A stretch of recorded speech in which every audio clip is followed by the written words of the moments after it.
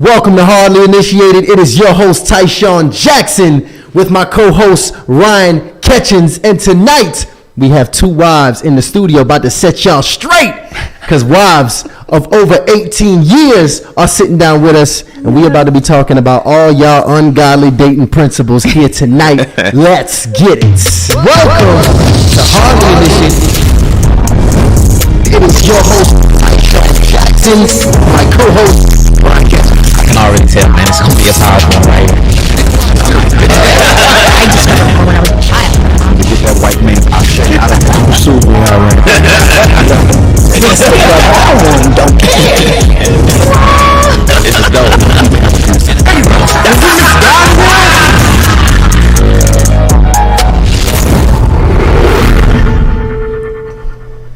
And we are live. Welcome all initiates to what's this? Monday night episode. Monday, Man. March 18th. It's moving fast, man. Monday night. Glad to have y'all back. Almost a quarter of the way through the year. It's insane. The first quarter is almost done, y'all. I hope y'all been working. I hope y'all New Year's resolutions ain't just dried up but was all fantasies and lies.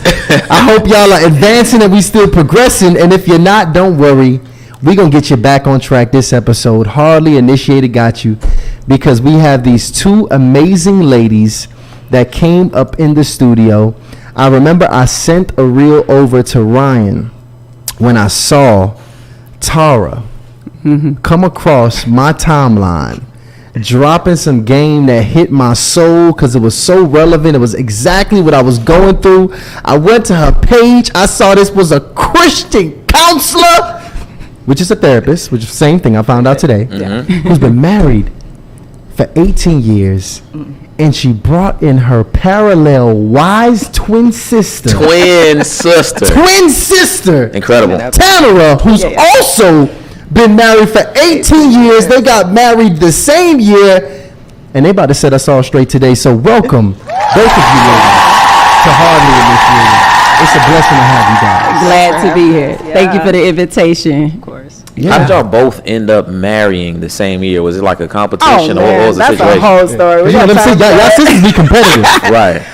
It wasn't intentionally competitive, if I'm being transparent. You know what I mean? I introduced her to her husband. She introduced me to my last three boyfriends. Let's be real. I apologize for the first two. Yeah. Ooh. But the last one. They were learning. We'll get into that. The last one was a winner. And life started a little early for us. We have an 18-year-old daughter. Graduating this year. Yeah, and part of the Christian values is about adjusting to them circumstances. I'm not going to say we got married because of the baby, but love was there. All the boxes were checked, and that was the only thing that was still lingering. And he asked me to marry him. I was like, I'm not sure if I want, but trusting in God led us to 18 years. 18. So I tell people, when a baby, sometimes, they're blessings from God. So as sometimes it's just the callous or the extra push that you need to go ahead and, take that journey. And I have a supportive sister, and then she got married in July. She got married in March. I got married in July. I was dating mine since high school. We dated since I was 16, And when y'all get married? I was 23. So we did the whole high school, college, breaking up 1,000 times trying to figure it out. Yeah. And as soon as I got out of college, I'm like, put a ring on it, or I'm going to go find my man. Because I'm a wife. And I need the ladies to understand, you need to confidently say that to some men. Yes. I'm not a girlfriend. I'm not a girlfriend. I'm a wife. Sure. I got 3 daughters, and I tell them, ain't no girlfriends in the Bible. These men are your friends, or they're your husband. And that's it. We can shut it down. I like that. I like that. We just ruined it for all the men. I like girlfriends. No. But I'm going to make it clear. If you over here talking about you a wife, you actually better be a wife. Yeah, I mean, right, don't be just saying act like one. Yeah, act like you one. a wife. Mm-hmm. But we actually, listen. I knew I was going to be a wife. I knew that. Sure. First of all, I had a conversation with Tara before we actually went ahead and scheduled the show. And I knew we had to have her on here for y'all, because she just kind of got that set you straight energy. She just kind of got that set you straight energy. So before we get into it, y'all, we got a couple announcements. Wait, hold tight, because we got to get the sound. The sound sounds blown out. The sound is blown out? We good? The sound is back. Okay, look. Shout out to the producer. He was listen. Man. He was on the last leg. You got it right real quick. You got it fixed? Man, can you guys hear? If you guys can hear us, give me a one the ones are coming in the chat right now. Sure. We are good now. Oh man, yes, guys, listen, that's my little brother back there, and he might get fired after this show, but don't it's all love, y'all. He's getting better. It's all love. He getting better. Wonderful. He getting better. But every show is we don't know. Yeah, right. We don't know if it's gonna be his last, y'all. He committed. But big shout out to him. I'm glad everybody's in here, y'all. It's about to be an incredible episode, y'all. For those of you that didn't miss it, they got married. Listen, they got married the exact same year, 18 years of marriage, sisters, twin sisters. And today we actually talking about these ungodly principles. I had this conversation with you before the show, and I was just blown away by what you was breaking down, and I can't wait to blow the family away here as well. In fact, we got a couple announcements for you guys today, and we got to give credit to the episode sponsor. Ron, let's get it popping. Big facts. So, guys, as you know, everybody knows, we doing lots of orders, about 600, 700 orders a month on these things. So the cars are very popular. Now, this is the thing. We get so much feedback. It's very important that Tysean and I stay in the mix and actually get an opportunity to test out the cars. Okay. So if you haven't heard already, it's been maybe about 3.5 weeks back in the game. So I've been dating over the past 3 weeks or so. Now, I had to pull out the cars, okay? So and this is the thing. I know somebody listen to this show, they trying to calculate the days. Was it me? Was it this other? So if you're listening, and we are currently dating, just stop the video right here. Fast forward 60 seconds, okay? Because I'm telling stories. I was on a date. Yeah, right. Yesterday, right? Yesterday I was on a date, and the young lady actually seen the cars. She actually seen the cars, yeah. Okay. So I had them in my trunk, kind of did, we on the way somewhere. She seen the cards because I opened up my trunk, and she wanted to try them. Nice. First thing she says was kind of insulting. She kind of tried me up a little bit. She says, "Are those like the Tonight's Conversation cards?" She tried me up. I'm like, well, damn. Yeah. They're similar. But very different because we actually came up with these questions, okay? Right. Now, the thing is, she said, okay, let's bring them. We're going to get something to eat. And I'm like, I really did not want to play, because I just, I'm like, thinking, hey, I can get a deep conversation myself, right? I'm like, okay, look, no, but let's play this thing. So she pulled, ego. Right? So the ego is kicking in. Anyway, we get to the restaurant. We hanging out. It was outside kind of venue, kind of deal. We hanging out. Pulls out the card. She pulls out the first one. I think the first one was something about like a movie. I can't remember exactly what it was. It was like, hey, if you could describe your dating life in the movie.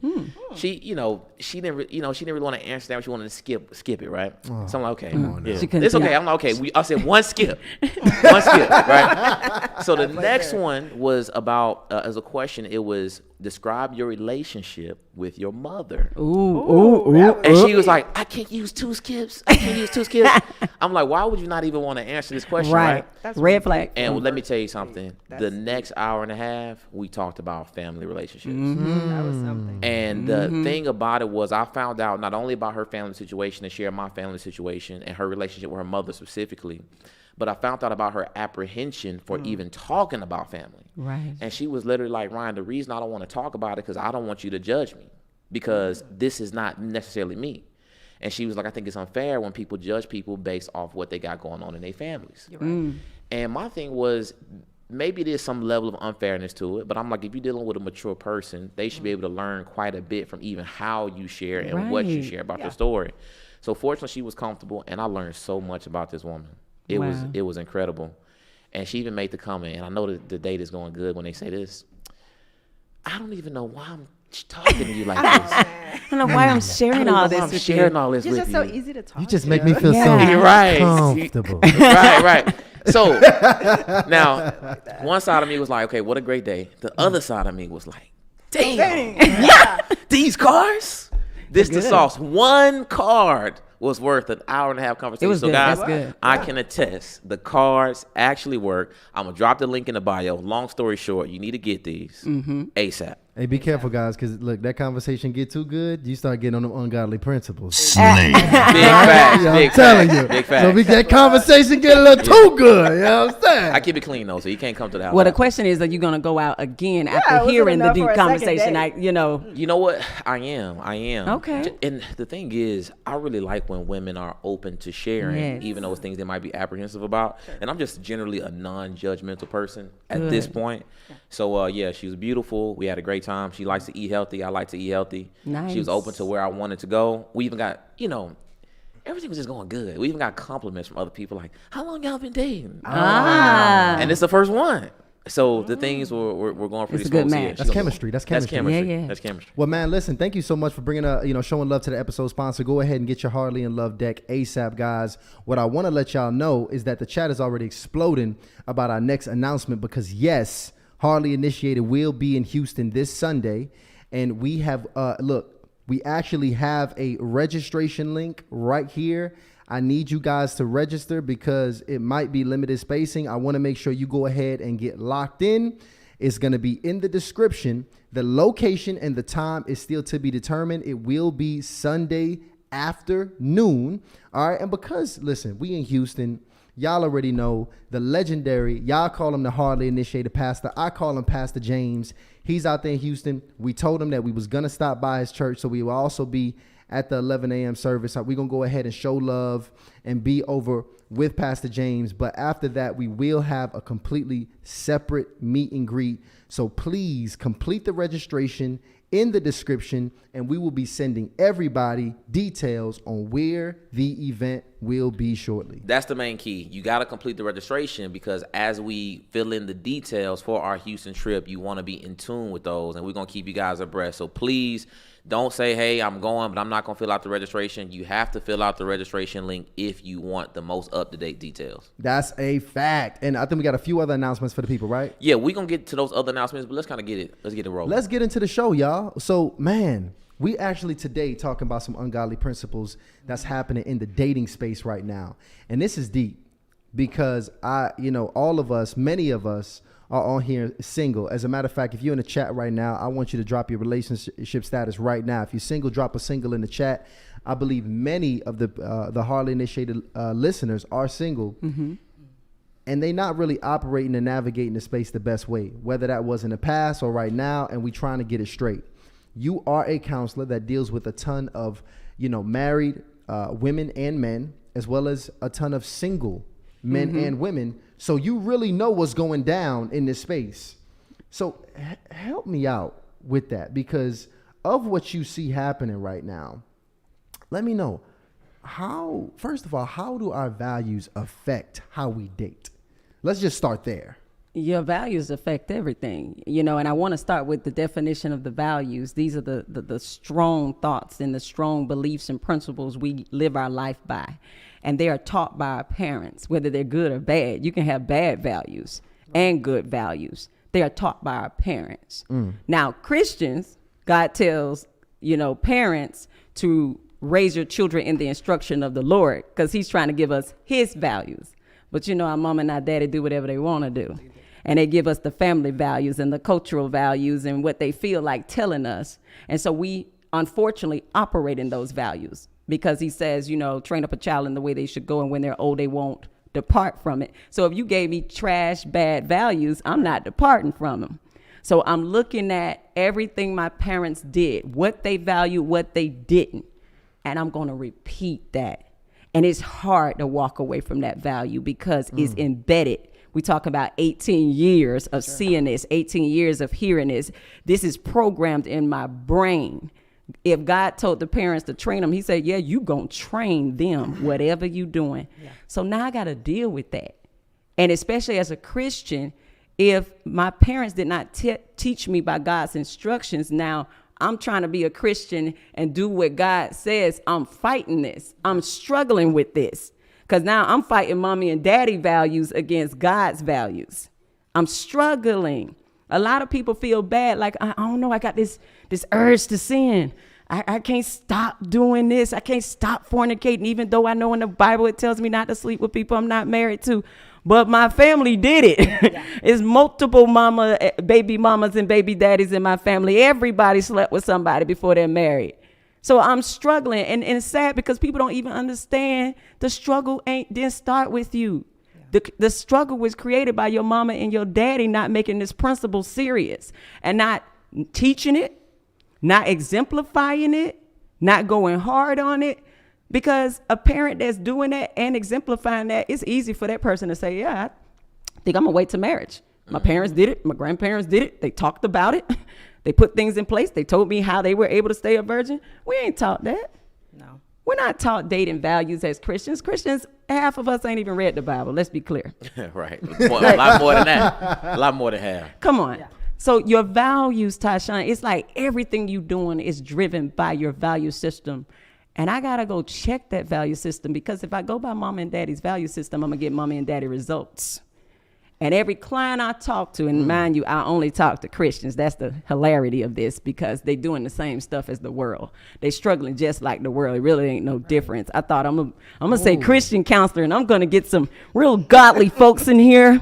And I'm going to line that Bible out with them, because, you know, I counsel, I use what is called RCBT therapy. It's religious cognitive behavioral therapy. Mm-hmm. So I'm able to put in religion and scripture into cognitive behavioral therapy. So I'm looking at the way you think, it's affecting your behavior, but then I'm going to add your religion in it, because God has already given us a way to think and to behave when you signed up for this Christian walk. So I'm talking from the Bible, and these people struggling. I said, hold up, you know I'm a Christian therapist. See, that's what I say in a consultation.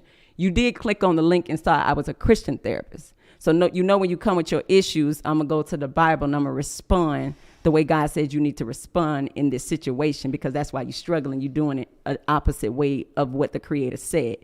And these Christians are struggling. Mm. They're like, oh, I know he said don't do that. I know the Bible said don't do that, but that's going to be hard, Tara.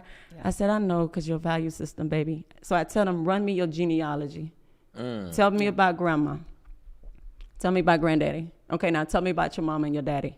I said, yeah, you're going to struggle with that. Right. You see the pattern? I said, you see the pattern? Everybody been doing that in front of your face. Everybody been training you to do that. So, yeah, you're going to struggle. Yeah. I said, you know you're going to have to get retrained, right? That whole renewing of your mind. God says, do not conform to the pattern of this world, but be transformed by the renewing of your mind. You conforming to a pattern, baby. The pattern of your family, you're already in it. Yeah. You didn't even know you was in it. You in it. Because they started looking like, yeah, that happened to my grandparent. Yeah, that happened to my mom and dad. Dang, I'm already. Yeah, it's a pattern. Ain't your fault, but you in it. Mm-hmm. And unless you get some training and renew that mind and correct your value system, you already giving it to your kid. You already got kids. They're already stuck in the pattern already. Y'all don't even know these ain't generational curses. These generational patterns of training, of values passed down. And so you got to look at yourself and say, I don't want the same outcome. I clearly already know this is going to go off a cliff. I saw my mama go off the cliff. I saw my daddy go off the cliff. I see them at 60, 70 years old single, but I'm operating like they did. I think I'm about to be single. I see myself, I'm already about to be single. You can tell that sometimes if you ain't married by a certain age, you're like, I think I'm being like my mom and my daddy. Yeah. Like, go back. It's funny because sometimes I'm the first one to tell a person, hey, tell me about your mother's life. They ain't even thought about it. Well, tell me how they met, your parents. Tell me about your mother's childhood. Oh, I ain't really thought about it. You know, I don't even know my granddaddy name. Oh, you know what? I think my mama got 6 sisters. Why you don't know how many sisters your mama got? Insane. Why do you don't know your granddaddy name? Damn. Y'all ain't sat down and talked about the history of a family, a bloodline that you sitting in, and this is generational patterns? What you mean you don't know your mama daddy name? This ain't 3 granddaddies. This ain't 5 generations. You don't know your mama's situation, how she came into the earth? Well, you know, they quiet. Grandma didn't say nothing. They don't talk about their business. I said, you better find out. Ask the question. I said, but you know what? I ain't even got to know. Tell me what all the siblings did. Tell me what all your mama's siblings did. It's going to show up in all the siblings. So when you tell me none of the siblings are married and everybody all over the place, that's a pattern. You tell me one of them not. You tell me one of them all over the place, I'm going to say, well, they are outliner.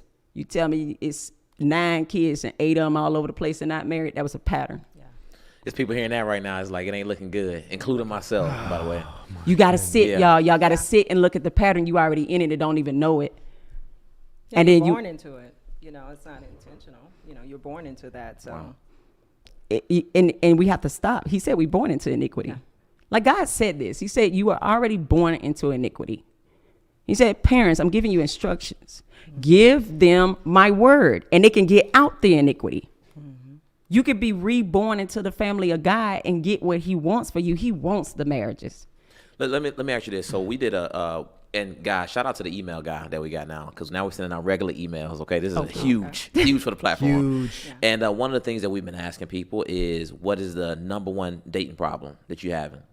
So going through the emails, and I'm gonna just kind of name some things that people are having. This is dating and relationships.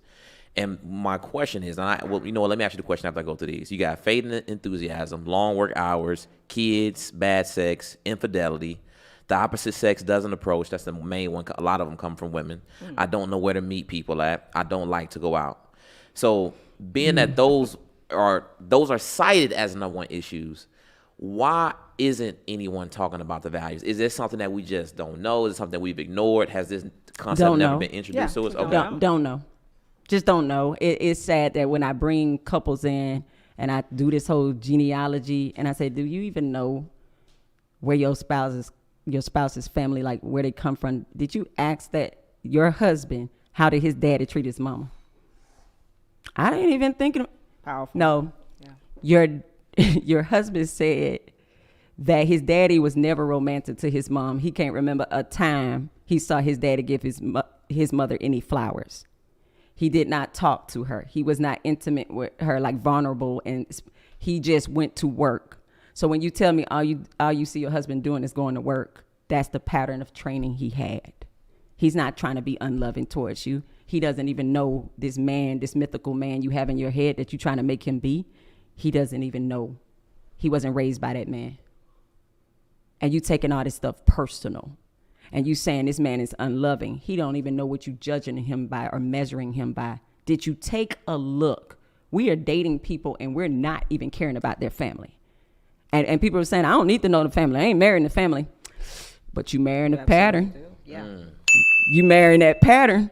You better go to that family reunion. That girl needed to tell you that on that date, that she had mama issues. Because that was my mom thought, because otherwise I wouldn't really get to know her. You wouldn't. Yeah. You need to know when a person tells you they have a parental trauma.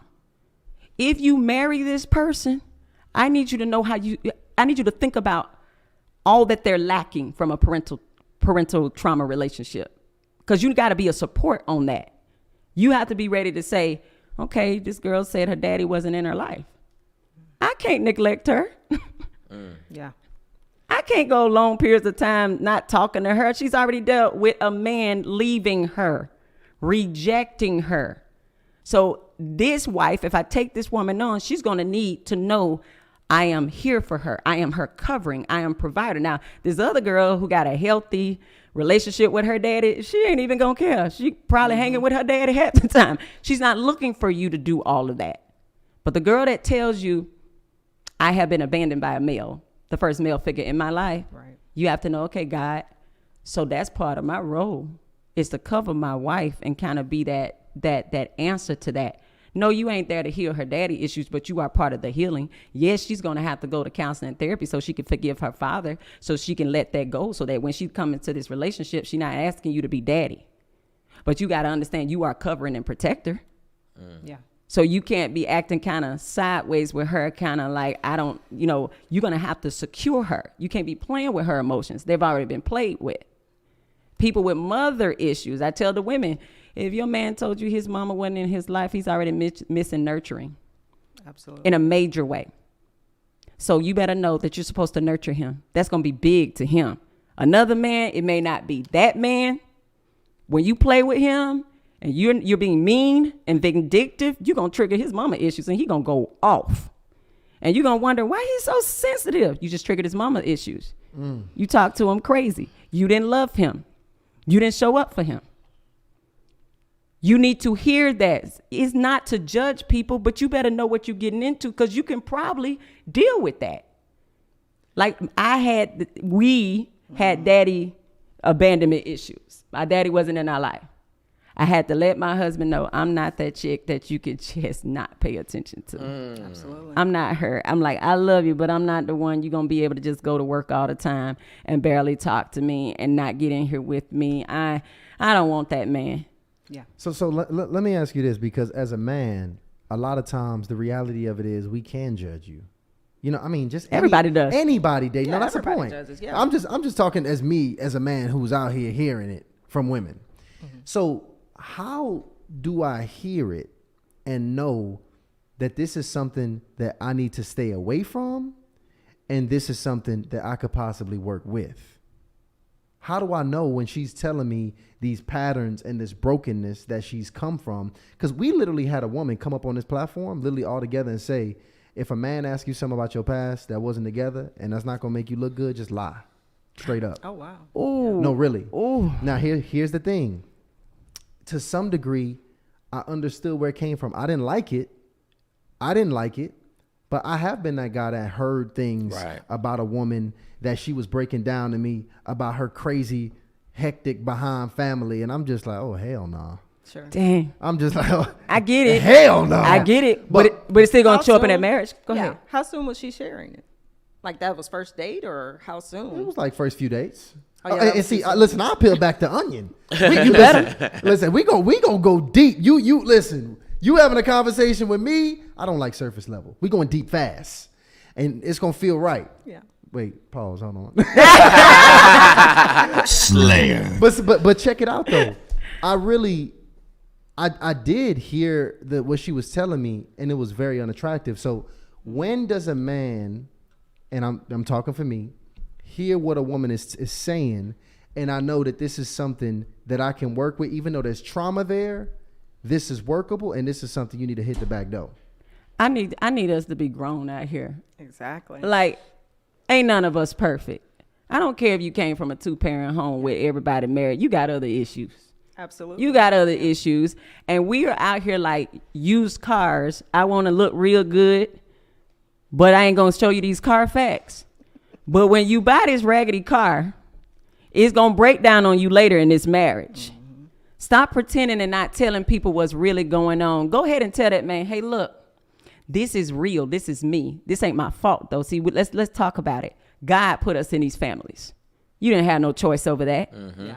You can't brag about coming from a 2-parent home. Yeah. What you have to do with that? You're just a baby popped up in this family. That's a gift God gave you. So if I'm growing up in a 1-parent home and you grew up in a 2-parent home, that was God decided that. So you can't come over here and look at me like, oh, you trash. You come from a single mother. Yeah. What?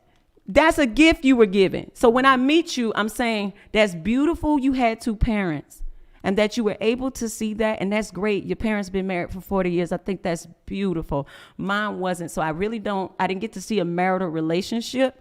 But since you did, I'm willing to listen to you on a lot of things because you got some education I didn't get. And so you're supposed to be able to say, I did get some education. So I can really help us with that. Help us. Yeah. With that.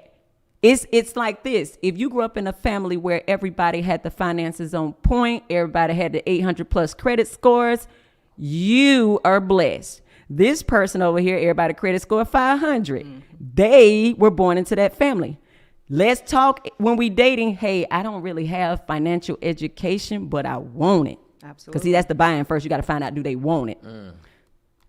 And I'm willing to learn it.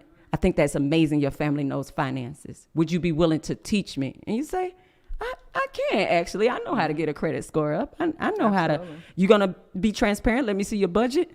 And you're going to be able to take that instruction from me that I learned from my family that I didn't pay for. It was free. You say, yeah, I'm open, wide open. Yeah, tell me. And then you listen and you learn it. That's the beauty of marriage. Mm-hmm. I get free education I ain't got to pay for. I ain't got to pay for a financial advisor. My spouse knows finances. I don't have to pay for stuff. That's powerful, sister, because to be honest, we've had those conversations about the things that our husbands lack and the things that we lack and how we're able to come together, because I think that's what a marriage is. Whatever I do best, I handle for my household. Whatever my husband does best, I now don't, because my husband, he's a fantastic mechanic. He's a fantastic contractor. It's certain things that we don't really have to pay anybody for. And it's only when those times come, when someone else is telling me their story of how they had to pay for this, where I'm like, oh, wow, like, thank you, Lord, for that blessing, because those are not thoughts that I never think or worry about my vehicle. I never think or worry about when we want to do a renovation in our home. I'm like, yeah, my husband does that well. But there's other things that I just do well, even planning trips. Like sometimes wives would get upset if the husband doesn't, plan the trip. But I plan trips well. So I've just taken on that role. But I think when you're first like talking with the woman, I think men are intentional about, what's important to them when they're ready to get married. That's what I think. When you're dating, you're just like, throw that. Yeah. But when you're intentional about getting married, that's when you're listening to the woman say, I can work with that. Right. She got like 6 fingers. I can work with that. Not 6 fingers. I think it's when you're ready to get married, men get very serious. Because I've had that with different conversations with men. I can tell when he's not serious, he's really just trying to play fishing. He's fishing. Or when he's like, because some things that I wouldn't be okay with, he'll be okay with. I'm like, you're really okay with her? Like, I don't know, not working, even though we're okay. Well, and some men, like my husband never intended for me to work. Never. He never intended for that to be part of my contribution. Sure. Because his dad was provider. Now, I didn't even pick up on that. I'm like, I'm coming in this thing working, and his mama wasn't working like that. She was not provider, and we weren't even having those conversations. So I'm in my career hustling. I'm making that a priority, and he looking at me like, this is not what I intended for you to do. And I'm talking about my contribution. I'm making money. He never even intended for that, because in his household, his value system was I'm provider. Well, I'm mostly kind of single parent home. Mama is working and trying to provide too. So I'm not giving that up. I'm not, you understand, there's not conversations, and the equally yoked conversation has been so miscrewed. Like what equally yoked means. What that means. It don't mean, break it down for us. It doesn't mean both of us go to church. That doesn't mean. That don't even mean anything. Like stop that. Right. That is deeper than that. Yeah. So a yoke is what you would put on an animal for a wagon, right? A donkey or an ox or something. You put the yoke around its neck to get it moving, okay? So if you have 2 ox and say my left leg is weak, my right leg is strong, right? And let me say the outside leg. If your outside leg is strong and our inside legs are weak, we still gonna pull forward.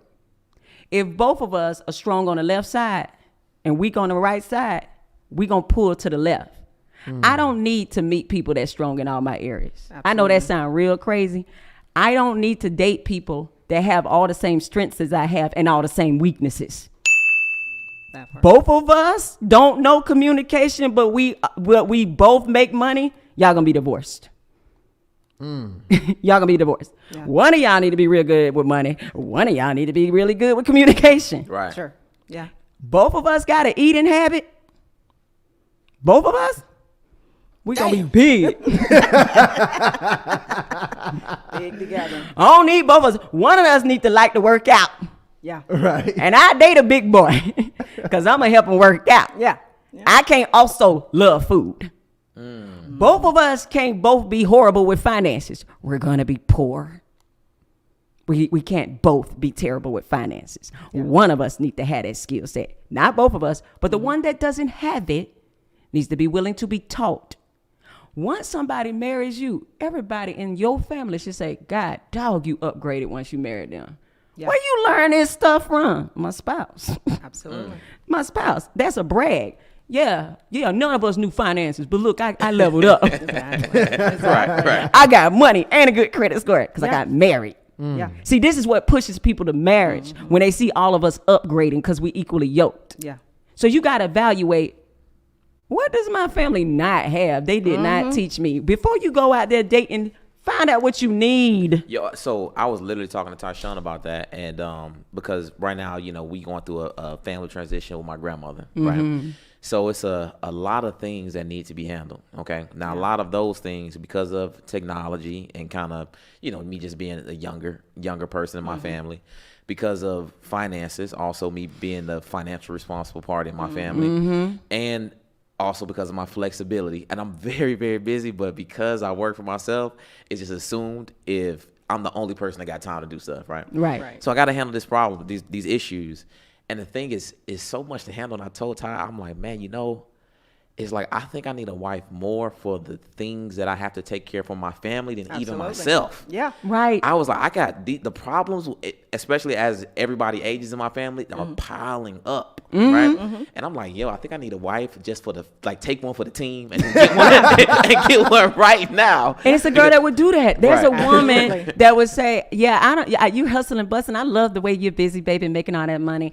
I'll take care of all the other stuff because I don't want to do that. She doesn't want to be as busy and making the money. She's okay with saying, I'll do those things. That's a conversation at the dating table. Absolutely. That's a conversation. This is where I need help. This is the type of wife I need. Is this what you want to bring? Can you be that?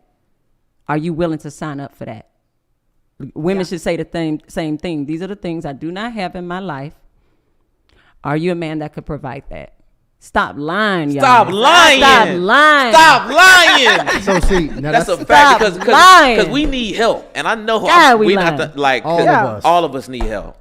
And when you speak to women, it's like this thing that they like to communicate. Like they don't need. I just need a man that just gonna be just general. Absolutely. You need a lot more than just a man. Imagine if you came on that date like truly transparent and it says, "What do you lack in your life?" And you be like, "I don't like to cook." And that person was just like, I love to cook. You know what I mean? I feel like it's one of those things that's a fair thing because neither me nor my husband love to cook. Right. That's one thing that we did not talk about. But we love to go out to eat, so we managed that. But that was a serious conversation as we got married and had young children. It was like, well, I'm not cooking. Wait, who the hell cooking in that? Yeah, because that was not, and see, my husband loves to cook. Yeah. We both don't cook. We the youngest kids. We'll cook to eat. We don't love to cook. Let me get that right. I will definitely cook and provide, but it's not something I'm just, I just love to whip. No, that's not me. Because we didn't get taught that values. Our mother was tired by the time we came along, and she's just like, just be rich and hire somebody. What? Yeah. Right. That was a real conversation. Like, y'all will be all right. God gave me a husband that loves to cook. Sure. I don't cook. And he's okay. That's not a gender role. That's a gift. That's a skill set. What he does Everybody in best, his family, including his daddy, they were all cooks. And so I don't starve. And my children don't starve because their daddy would go in there and whip something up and it's fun to him and he likes it. Well, let's talk about this because while y'all was getting very passionate about his lying. Wait, real quick, because I'm gonna get back to it. What you got, I just want to drop some of these announcements so the people that's tuning into the show. Again, shout out to all the initiatives, but no live shows next week. That's March 25th and 27th. Tysean and I are taking some time off. Well, not really time off. We're just taking time to focus on different aspects of the business. The platform is growing. Y'all are asking for a lot more than just shows right now on Mondays and Wednesdays. We got to be able to facilitate all of these comments, replies to the DMs, the emails. We got to be able to put on these in-person experiences, and we got to do things a lot better for our members. So we need that week to get everything right as we go into the next quarter. But what we're going to do to make it up to you guys is we're going to drop a special episode this upcoming Sunday, the 24th, as well as the last Sunday of the month, the 31st. Don't forget about the Houston meetup. I'm going to drop that again. And I'm going to drop a link because, first off, y'all already been dropping some hot fire. So I already know we're going to do. We're going to give away 3 signed copies, okay, of our guest book. And let me make sure I got this right. Marriage is a beautiful thing, but I wish I would have known. Yeah. Woo! Okay. 3 signed copies. Now, we're going to start doing monthly giveaways starting in April, and we're going to start doing day or Monday and Wednesday, so live only giveaways. So this one is a live only. I'm going to drop the link in the chat right now. This means that you got to the end of the show because we're going to announce the winner at the end of the show. So you still must be in the chat to actually get the prize. Live only giveaway. Let's get it. So now going back to this lying that's going on out here in these dating streets. This damn lying. You talked to me before the show. We talked about how people can also lie about their values. Now, I think that's important because that might be the source of the lying about even the smaller things about what you need from a man, is you lying to yourself about what you actually value. Why might we be lying to ourselves about our values? Because it sounds good. It sounds good for me to tell you, yes, I'm a Christian, and I do not wish to have sex with you before marriage, because I should say that. It's biblical. Yes. But as soon as it got hot and we had that vulnerable conversation, I can let that go. Yeah. Slayer. All inside her. Slayer. It's not actually a real value if you can throw it in the trash. That part. Over a conversation, because she fine or he fine. That's not a value, dear. It was a good conversation. It was a good. It sounded good because it sounded wifey. It sounded real saved. Sure. All you Christian liars. And in the fact that y'all even ask each other that, like all my single women, they say, you know, I had a friend went on a date last night with a guy, and he said, so you practicing that celibacy thing? Why you even asking? She told you she was a Christian. Wow. Y'all don't respect this thing. Y'all don't respect this religion. The fact I don't even expect Christian women to not. He have said sex. the celibacy That's thing. sad. Wow. I don't expect Christian women to not be. It's so our religion.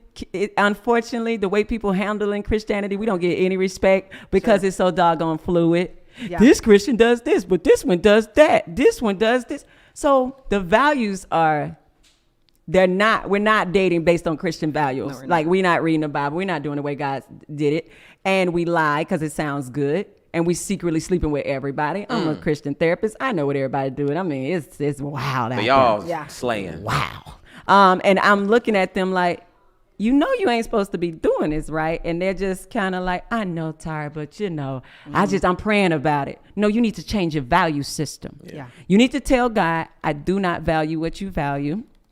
I know I got here because of my family and what I saw and what was in my head. Father God, help me to value what you value, because you want me to wait so that I will only match up with the man or the woman that's for me, and I can only be tied to them and connected to them and desire them. That's what you're trying to get to. And you're trying to clear my mind so when I'm dating people, I don't get caught up into the physical before even checking these people out and having these deep conversations we talking about. Facts. Because once we have sex, I don't care nothing about that, especially if the sex is good. Go out the door. Values are on the floor. You're right. Values are on the floor because with the panties. I was gonna say it, but I let you say it. And the bras. I let you say it. Ain't no values after the sex is good. No. Y'all stop. Ain't no values after that. Compromising on a lot of other things. Then I'm gonna say, let's go to church and pray, and then have sex after church. Stop playing. You say the flesh is weak. Come on. And the ladies, they know too. They know how they get after sex too. They already know. Oh yeah. Clingy. Oh my God. Super clingy. Oh yeah. It's a explosion of clinginess. Yeah. God is trying to protect us. I tell my ladies, do you understand God is trying to protect you? Yeah. By saying, do not give this to this man. Hold off. That's so that you can think straight, sweetheart. So that when you see his red flags and he tells you, I don't really want to get married, you actually heard it. Yeah. And you stop trying to force his free will. He told you he doesn't plan on getting married, but you didn't hear that. Mm-hmm. He told you he has a problem with cheating. You didn't hear that. He cheated on you several times when y'all dated. Then eventually you married this man anyway, and you're like, he's still cheating. Crazy. Because it's in his value system to be able to cheat on you. Because he saw it. They don't want to stop, though. That's when they say, that ain't my ministry. Now, God ain't called me to be abstinent. Yeah. Now, you know, the thing about it is, too, I'm not even going to lie, you know, because call me toxic values, too, but I have no. You might have some. Mm-hmm. I don't have any even plan of not fornicating. Right. Yeah. It's not in your values. Fornication is a part of dating for me. Right. Yeah. Most people, like bro. Fornication is like a part of me getting to know you and your body. Yeah. Right. Like that's like that's part of your values. Yeah. That's part of your to values. Me, if somebody is like that, and I'm not saying I'm proud of it, right? Because I've dealt with all the consequences of it as a man. Mm-hmm. The pregnancy scares. Mm-hmm. You being nervous as hell about what's going on. You dealing with all the emotional drama that you have now caused in this woman's life. Even if you told her it was just going to be sex, it's always emotional drama. There's no way to just casually have sex in peace. Casual sex and peace can't even be in the same sentence. No. It's always hell. Yeah. How do I change that value though? Like how can I morph my value to be better? What you have to want to. You gotta want it. Do you want to? Values come from a desire from a benefit. Do you want to be a happily married man or not? That part. Like if See, I don't link fornication to a happily married man. Yeah, that's the problem. You don't see that the link is that I want to have a wife. Here's the cheat code, man. The one that tells you no, that's the keeper. Because she is dedicated to her Christianity, her values. So when you marry her, she's going to also look in that Bible where it says submit to your husbands and to his leadership, and she's going to follow that too. But the one that throws away the values for you and sleeps with you, she's going to throw away that value of submitting to you too. Yeah. Now, the thing is, I'm okay with the woman who says no, but it's got to be, it has to be so many other things that come with the package. Like, it has to be believable. If you're saying no and it's not congruent with some other things that you're doing, I just can't. That is so tell true. Go ahead. Tell on them. Come on. Tell me what else they doing. Tell on them, Ryan. Tell on them, Ryan. If you saying no, but you allow me to get a certain level of physical contact with you. Okay. You know what I mean? Ratchet. If you saying no, but you okay with me calling and you calling after like around like 10 o'clock. Yeah. And we don't really know each other like that. Yeah. Sure. Ratchet. If you saying no, and I know you got at least one friend that's just a well-recognized thought, it's just like, yo, come on, you got it. Somewhere y'all got some similarities. Somewhere. She's a woman. You saying you wholesome? Did you say wholesome or wholesome? Wholesome. Yeah, but that's a good one. I could have used that one because I looked at your Instagram and all your photos like this. Yep. Yep. Showing that little rump. Guess what? Right. That's what I really think going on. That's the bait they're using. And some of the that's another thing, because some of the clothes, the outfits I'm seeing too, I think is very questionable as well. So, as a matter of fact, because I don't want to leave this idea we're talking about with the wholesome, okay? But I did have some concerns about women's outwardly dress. Yeah. So when I was having a conversation with Tysean, actually, this is maybe a couple of weeks ago, and I was out yesterday, like I said, that date, and the young lady mentioned that she, beautiful young lady, nice, slender, slim, thick physique, right? Yeah. Now she was saying as she was leaving the house, she's got her older mentor that she like lives in the house with, was basically said to her in so many words, hey, you say you want a husband, but this is how you dressing, Okay. And she mentioned during our conversation, she's like, I didn't think it was anything wrong with my dress. And so she asked me, put me on the spot. She's like, do you think anything wrong with the way I'm dressing? And I looked at her and I was confused. Because I thought, and it's kind of messed up. I thought when I first seen her, I'm like, damn, this girl, I didn't even know she had all this. I'm like, I was excited. I'm like, yeah, she got a nice ass body. I'm like, I'm even thinking about me telling the fellas how nice of a body she had, right? Right. And now when we out and we going places and I can see kind of guys kind of looking, and I thought to myself, I felt really good about that. Which now I'm feeling kind of guilty about it now, but I felt really good. I'm like, yeah, like other people see this woman's body, like they know I'm with this woman who has this amazing body. It's like having a nice chain. A nice chain. It's flexing. But then I thought about it, and I thought outside of that was really the only value, which is not really that much value, because I didn't have to see that to know she had a nice body. I kind of had you don't need to see that. Anyway. You didn't need to see that. And I think I'm just generally desensitized to it as well. I think because if I didn't see worse than that all the time, right, I would not be worried about her having her stomach out or her having a slim fitting outfit on. And then I thought about, well, if I thought that when I initially seen her, I can only imagine what other guys are probably thinking when they see her.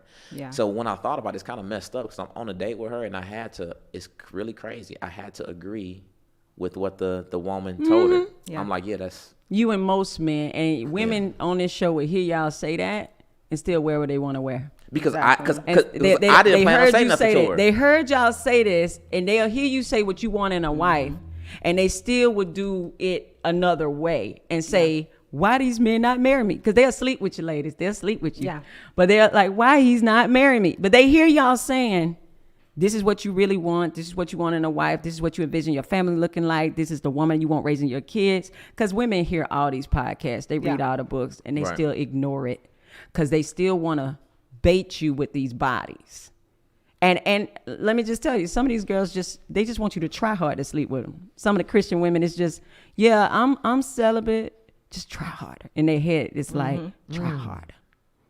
Try harder. They want to lose. They want to lose. Yeah. Ooh. They want to lose. But I don't look like a whore if you really try hard.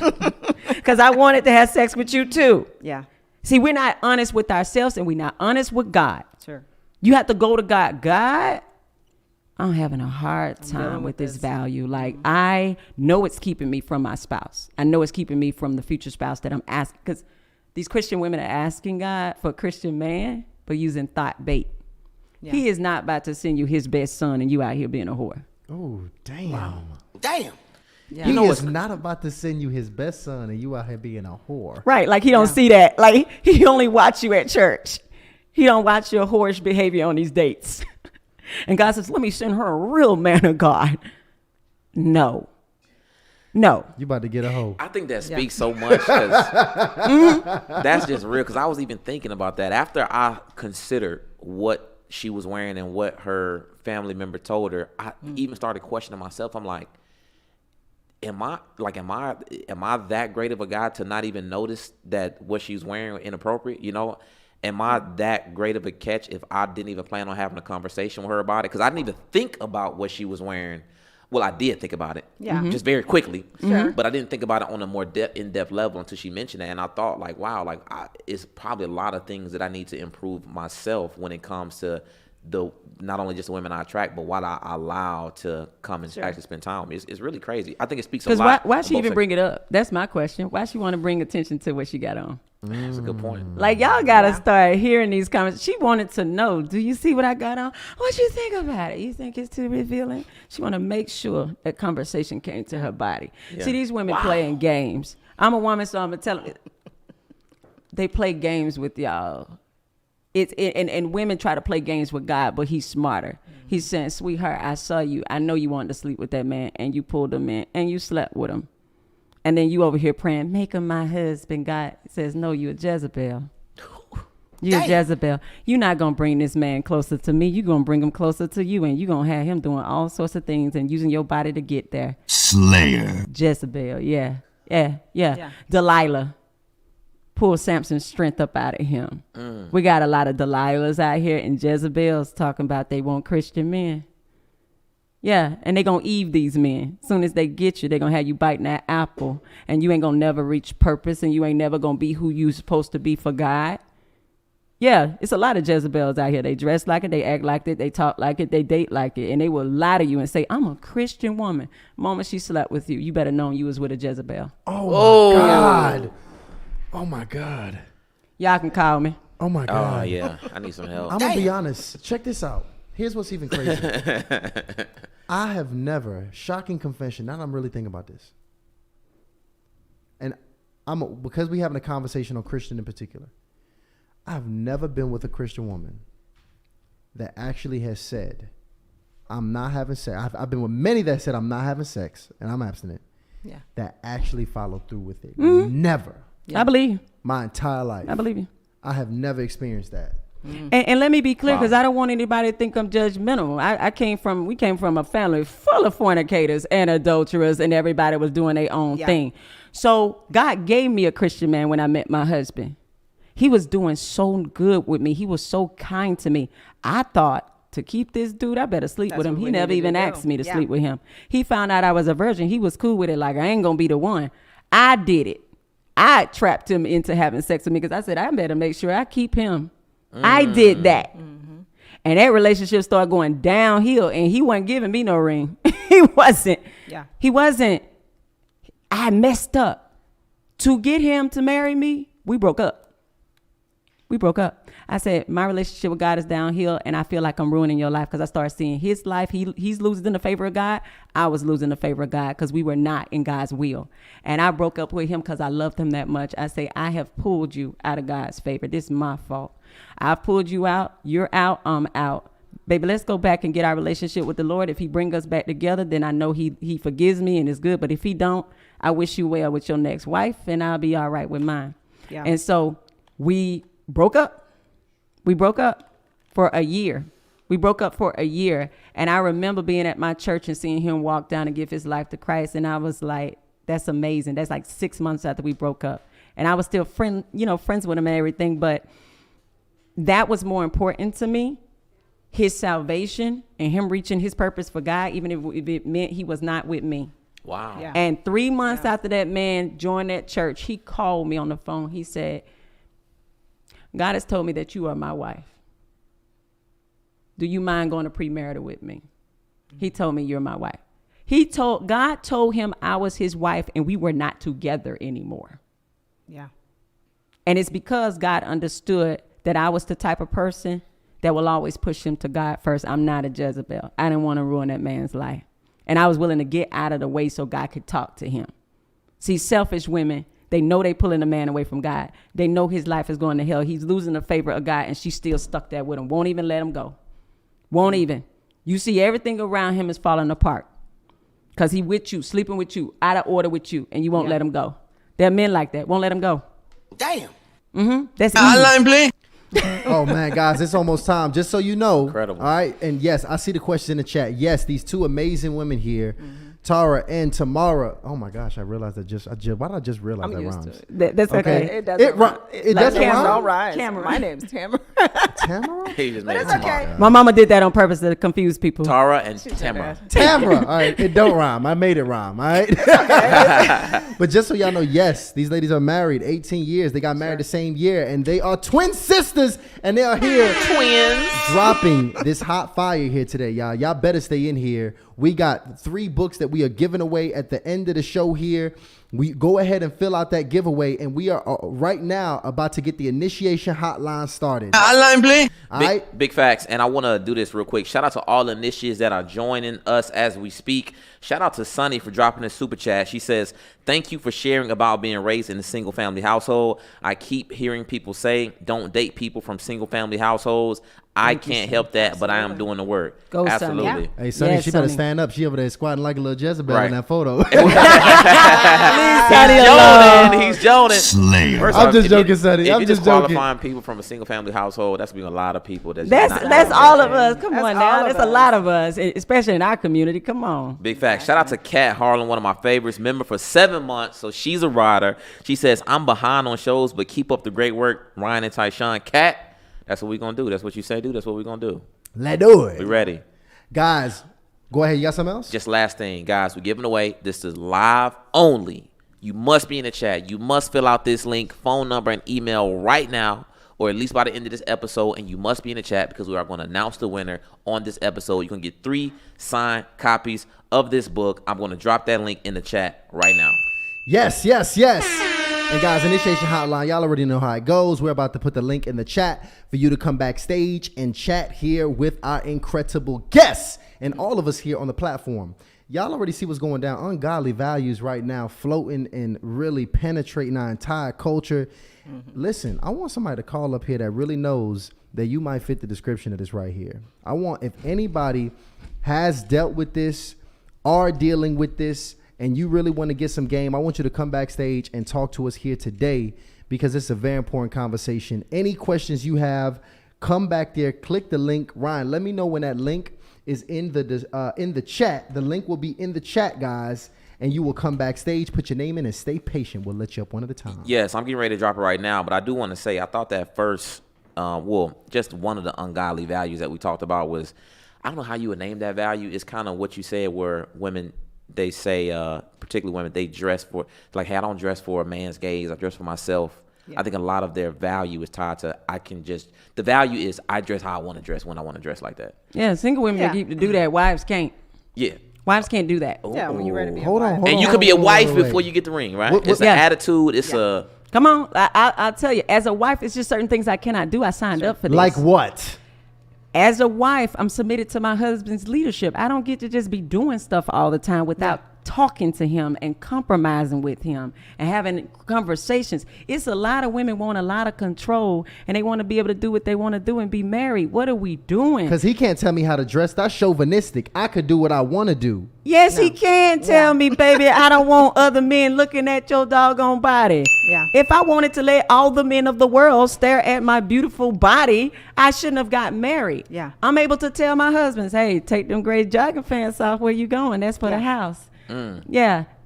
And he's married man. He's like, oh, yeah. I said, take them off. That's for walking around the house. Right. I don't want nobody looking at you. Like, stop. Like, and we laugh about these things.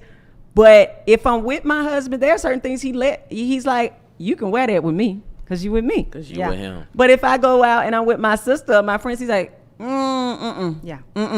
hey, baby, that 2-piece you can't take on that trip with those women.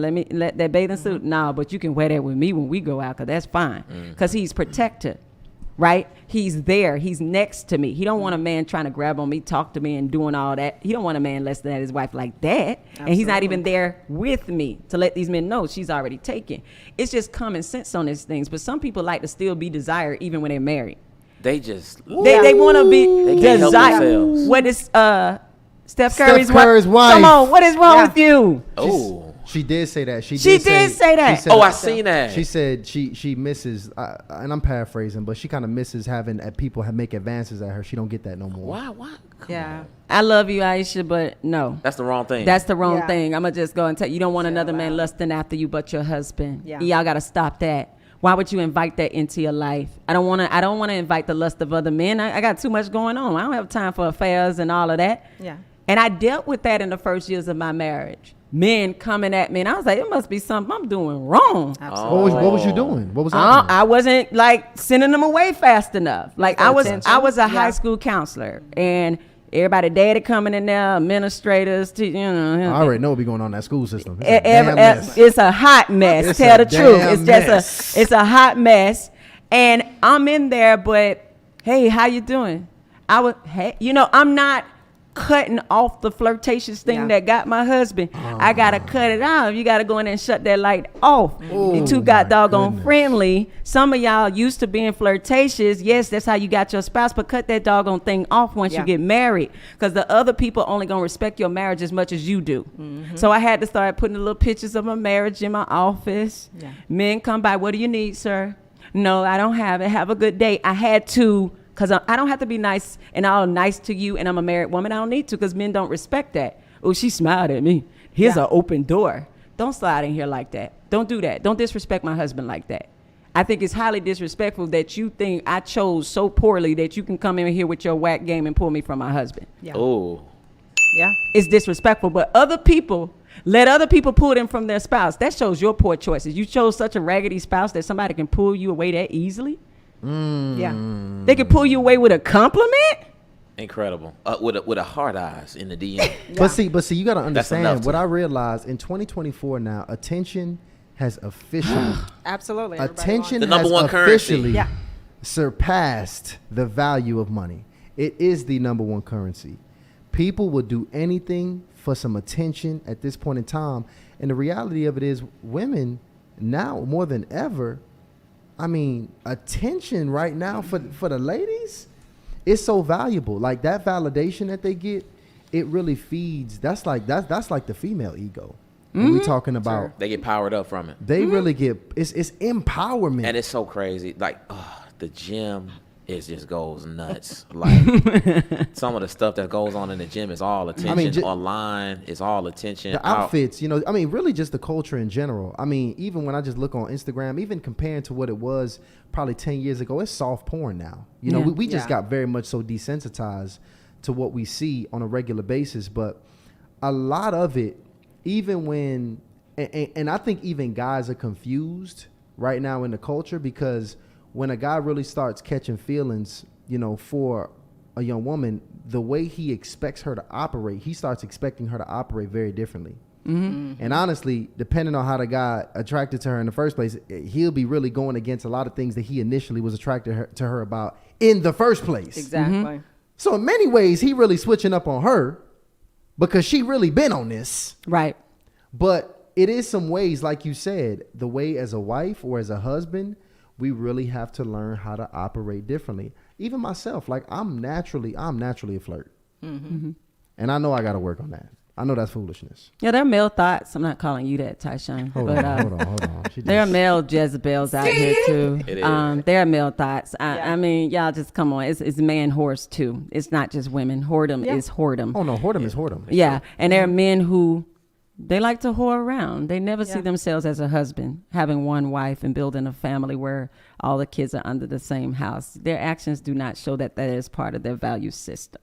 Yeah, and they do that very young. They're not looking for the one. They're looking for how many, and they sleeping with everybody. And I just need all the whores to stay together, and all the married people to come over here and get with each other. Can we just whores to the left, right? Wives and husbands to the right. Right. What's the ungodly? I think an ungodly value for a man. Oh man, an ungodly value for a man. Oh man, addiction. But honestly, man. It's truly, I think as a man, as a person, I'm hard on the guys. Mm-hmm. A man should literally, the first thing he should be achieving is self-mastery. Yes. Absolutely. Absolutely. Self-mastery. And when I say self-mastery, I'm talking about self-discipline, keeping your emotions in check, keeping your desires in check, and not being ruled by anything outside of yourself. All of your pleasures need to be in check. I'm talking down from diet, down to sex, down to smoking. Anything that can bring you joy or pleasure has to be in absolute check for you to be in control of this experience. So when I see a man, the men that I have true reverence for are men that have that principle in their life. Sure. Right. They have mastered self. And that's the thing. Self-mastery is a continuous journey. So I don't even want to say they have mastered self, but they are continuously mastering self. It's a value that they have to and it's grow. Evident. And the fruit of that, we can even see it at this point. Whether it's the family, it's the money, it's all the things that come from that self-mastery. I think that's if I had to say the pinnacle of the ultimate, principle of a man, I think that's the most important one.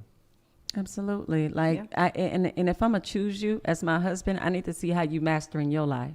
Yeah. Because if your life is in shambles, you ain't going to care about mine when I link up with yours. If you don't care that you live in poor and broke and disgusted and tore up, and you're not getting together for you ain't going to get together for me once we're married. You're just going to bring me down to your level. Yeah. And so a woman, when you're choosing a man, I need to see how you live in your life. But a lot of women they see the foolishness. They see he's not consistent. They see he's not faithful and link up with this dude. Link their lives to this man. And they're like, what happened? What happened? You know, when I'm talking to young girls, I say this. Imagine that you had a franchise, great restaurant, great neighborhood, customer service is on point. Everybody want to go there. You know, your employees look good. All that is great. Then this dude, his franchise over here in the hood. And we don't even know when it opens, and everything is broke. He come over you and like, I like the way you running yours. Let's link up. But I gotta be CEO. Yeah. Even though his look worse than yours, but he's the CEO. That's marriage. He's telling you, I'm gonna run everything, but I clearly see I ain't together. Yeah, your McDonald's going to get pulled down, or yours going to be used, your resources at your franchise is going to be used to help his all the time. Yours is going to be depleted. All the money you making at your franchise is going to be over here. Yeah.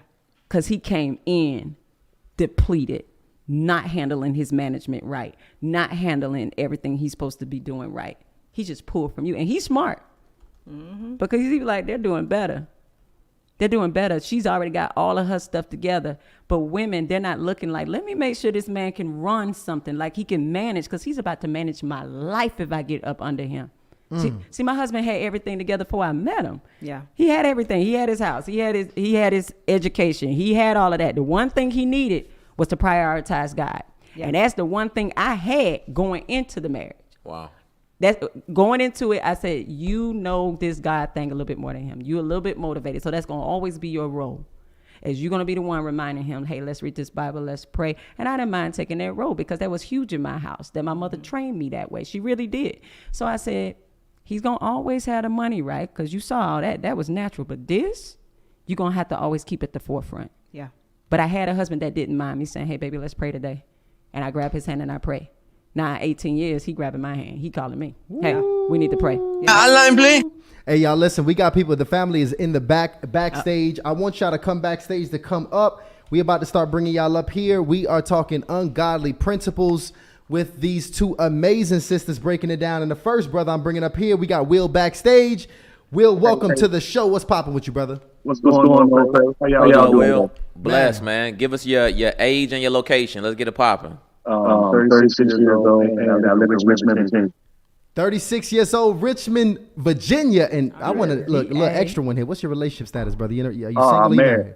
Been married for 2 years to a beautiful lady. I was married before, but part of the reason that I'm calling in is because I have a question for the ladies. Let's do it. Okay. So how would you suggest another man deal with a contentious mother of his children when he is everything becoming of a father? So you're saying your former wife, I want to get this right, yes, is being contentious, and you're married to the new wife? Yes, extremely contentious, to the point where the guardian ad litem and judges, everyone believes their lies, even when you show them in black and white. Hey, this woman is lying to y'all. This woman is lying to y'all. So do you all communicate? I know that sometimes when families have this separation, they communicate through an app where these things are recorded. These conversations and texts are recorded. Y'all already have that in place? Yes, our family with her, yes. Right. And so you're saying, she's saying that there's something going on in your home or whatever is trying to mess with your guardianship? She's lying? Correct. That's correct. That is very difficult. That is blending family issues are extremely difficult, and a lot of her animosity, of course, is you being married again and hurt, moving on. She's hurt, and she's doing what hurt people do. And I know that is affecting your children because she's telling them things about your new wife, things about you, and you love your babies. Yeah, definitely do. I have two boys. And man, fatherhood means the world to me. I always, tell my wife, the greatest gift that God ever gave me was my boys. But the best decision that I made was to marry the woman that I'm currently married to. Right. Who loves your children, I'm sure, and does not mind. But your wife feels on the outside because she's like, she going to get to be mothering on my kids. And, and there's a reason why you separated from her. You saw that type of heart posture. You saw that character and you had kids with her. So that's a thing. Y'all are forever connected. You definitely need blended family counseling. I pray that there's a judge that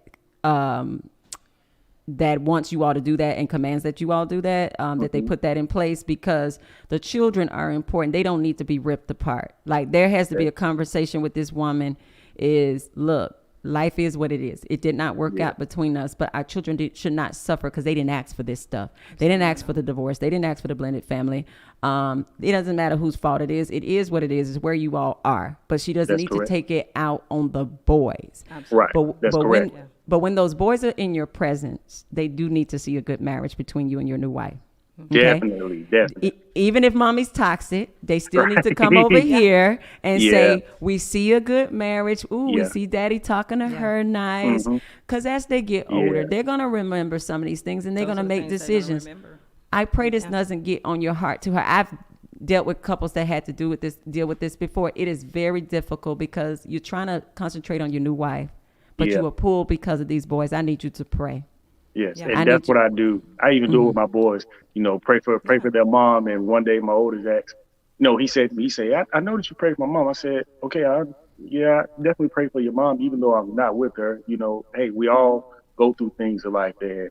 I always want myself to be the healthiest that I can be for y'all, but I still want the same thing for your mom too. So good. How old were you when you got married to the first wife? I was 22. Exactly. Yo, Will, let me tell you, thank you so much for coming up on here and letting us know the situation, brother. Much love to you and the family. And if there's anything, keep us up to date over at info@hardlyinitiated.com to let us know how this progresses with you and the fam, okay? Yes, sir. Thank you. I appreciate it. Keep doing your thing, fellas. Much love, appreciate brother. you, B-Dog. Yes, man, it's just good when you get the fellas on. I just, it's just really good. I love when men come to counseling. I cannot tell you, just it gave me a different respect. Like, I'm just going to be honest. When the men come in, because I meet with men one-on-one. I meet with men when I do marriage counseling, because I always still got to meet with them one-on-one. These men love these women. A lot of them have such amazing hearts. I don't know why we don't treat men like they are just as vulnerable as women. They are. There's nothing different between us but our genitals. We all got hearts and feelings. Absolutely. I hate that men get treated like they are these type of statues that don't have hearts, I would never want to be a man. Let me tell you. No. Women, we get to be vulnerable. We get to have feelings. We get to express them. Yeah. But a man expressing his feelings and his emotions and vulnerability is seen in this culture as weak. And that's so weird. Like, women, we get hugged all day. We get loved on all day. Man, you might go a whole week and don't nobody hug you.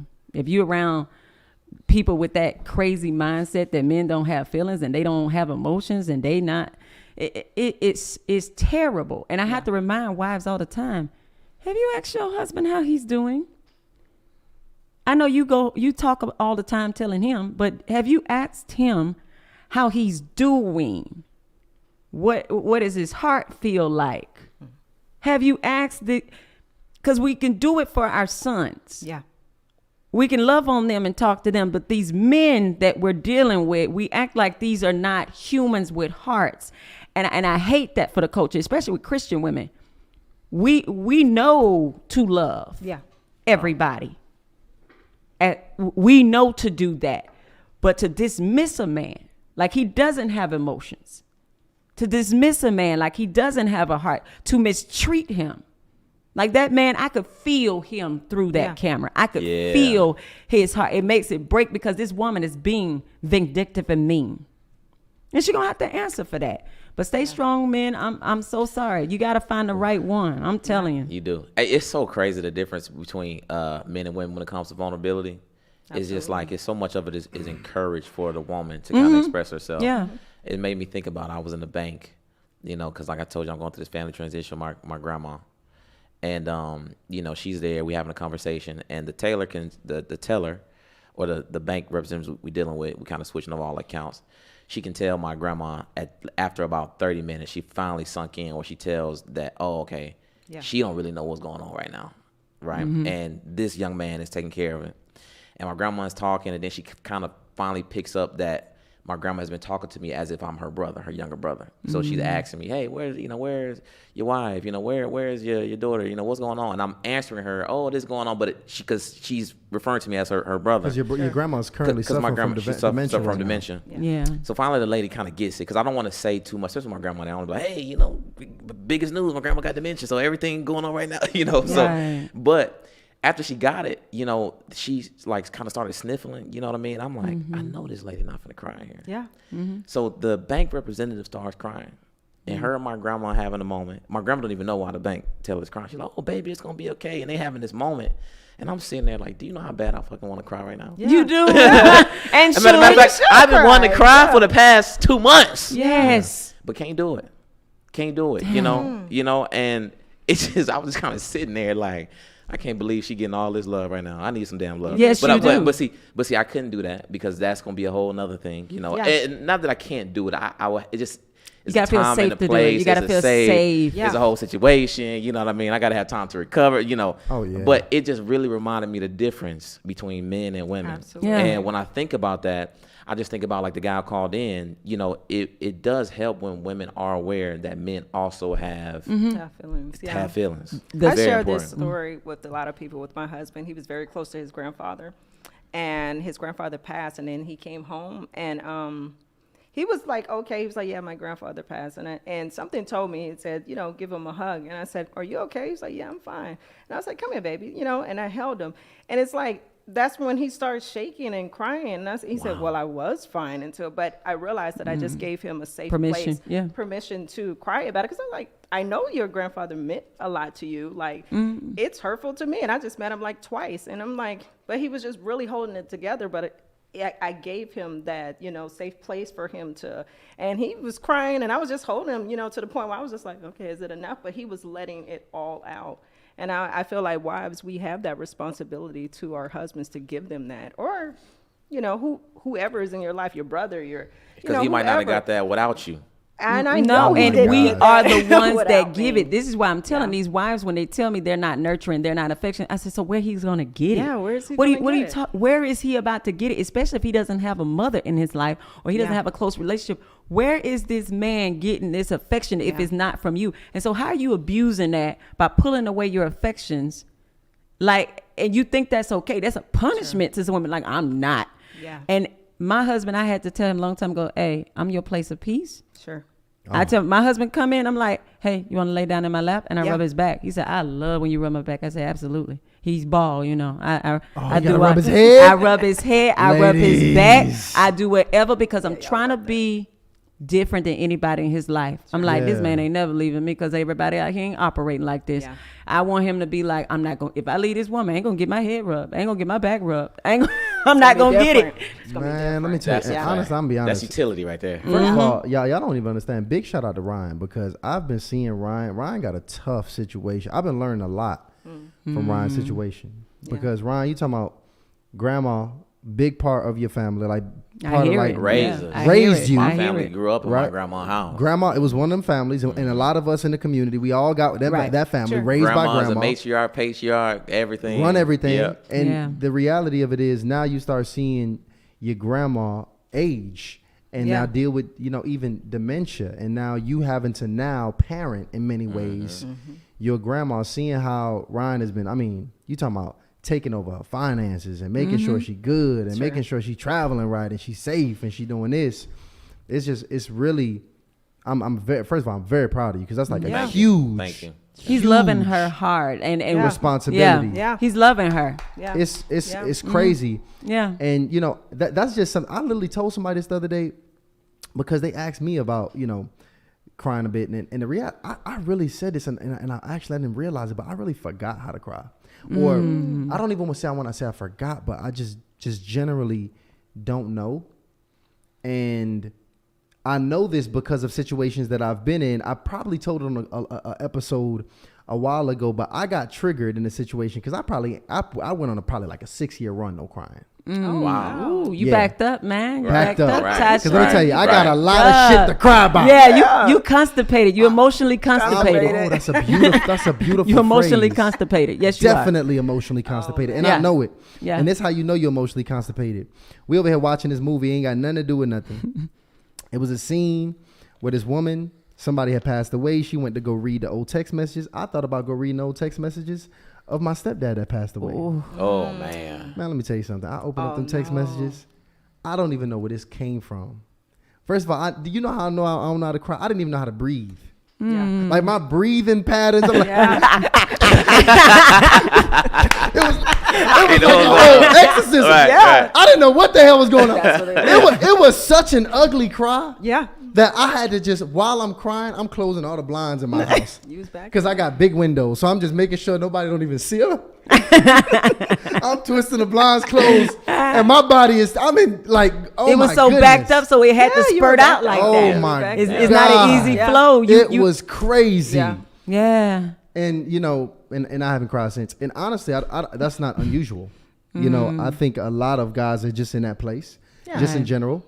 And if our woman can't really come in and be that place for us, I think we might even build up some resentment. Oh yes, you do. Oh to that.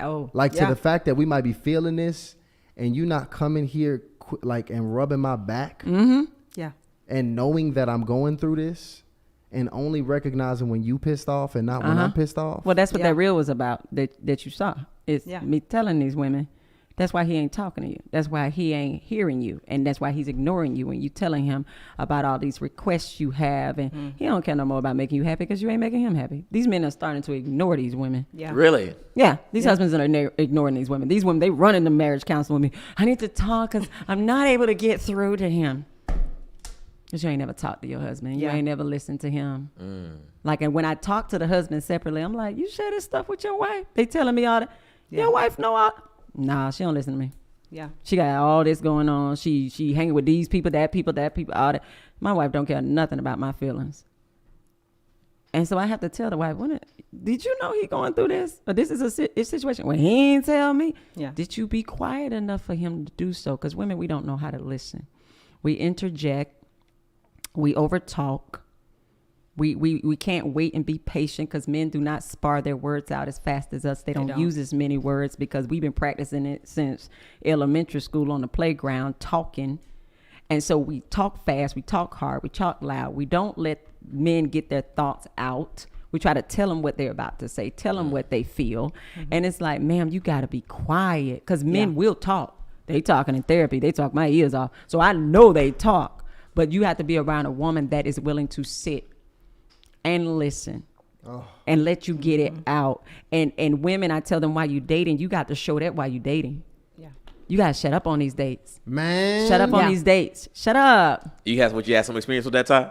Man, no, I'm just in general. Like that is something that you look for. Yeah. Like if you are already recognizing as a man, because actually the real you put was you were talking about the man's decision-making process on marriage. Mm-hmm. That's the one I seen. Mm-hmm. And you walk through all the things that a man is concerned about. Oh, yeah, that one. Yeah. With actually making a decision. Mm-hmm. And I saw myself in that because all of those same thoughts are running through my mind. Yeah. Yeah. And when I'm considering a woman too, especially for me, like I like a part of my financial empowerment is a very important value for me. Right. A woman ain't never gonna have to worry about me not working hard. Right. Yeah. Ever. I am going to bust my behind. There's no shortage of ambition. If anything, my ambition at this point actually is my blessing and a curse. Right. So the thing about it, if anything, it's these other things I need from you. Mm-hmm. Yeah. And it ain't got nothing to do with money. It ain't got nothing to do with finances. But it got everything to do with those things that you communicate there. Can you give a synopsis of what you had communicated there? Because I don't even want to. You broke down, and I don't want to take you there if you really can't remember deeply. No, I can remember because I'm getting all the messages in the inbox about it. It was to tell women that men do not need your money. They don't, not a real man. He don't need your money. He don't even really need you to cook and clean because most men know how to do that, or their mama taught them, or they can hire somebody. It ain't even about this good sex. I mean, every woman think I got the best sex. It's the same, y'all.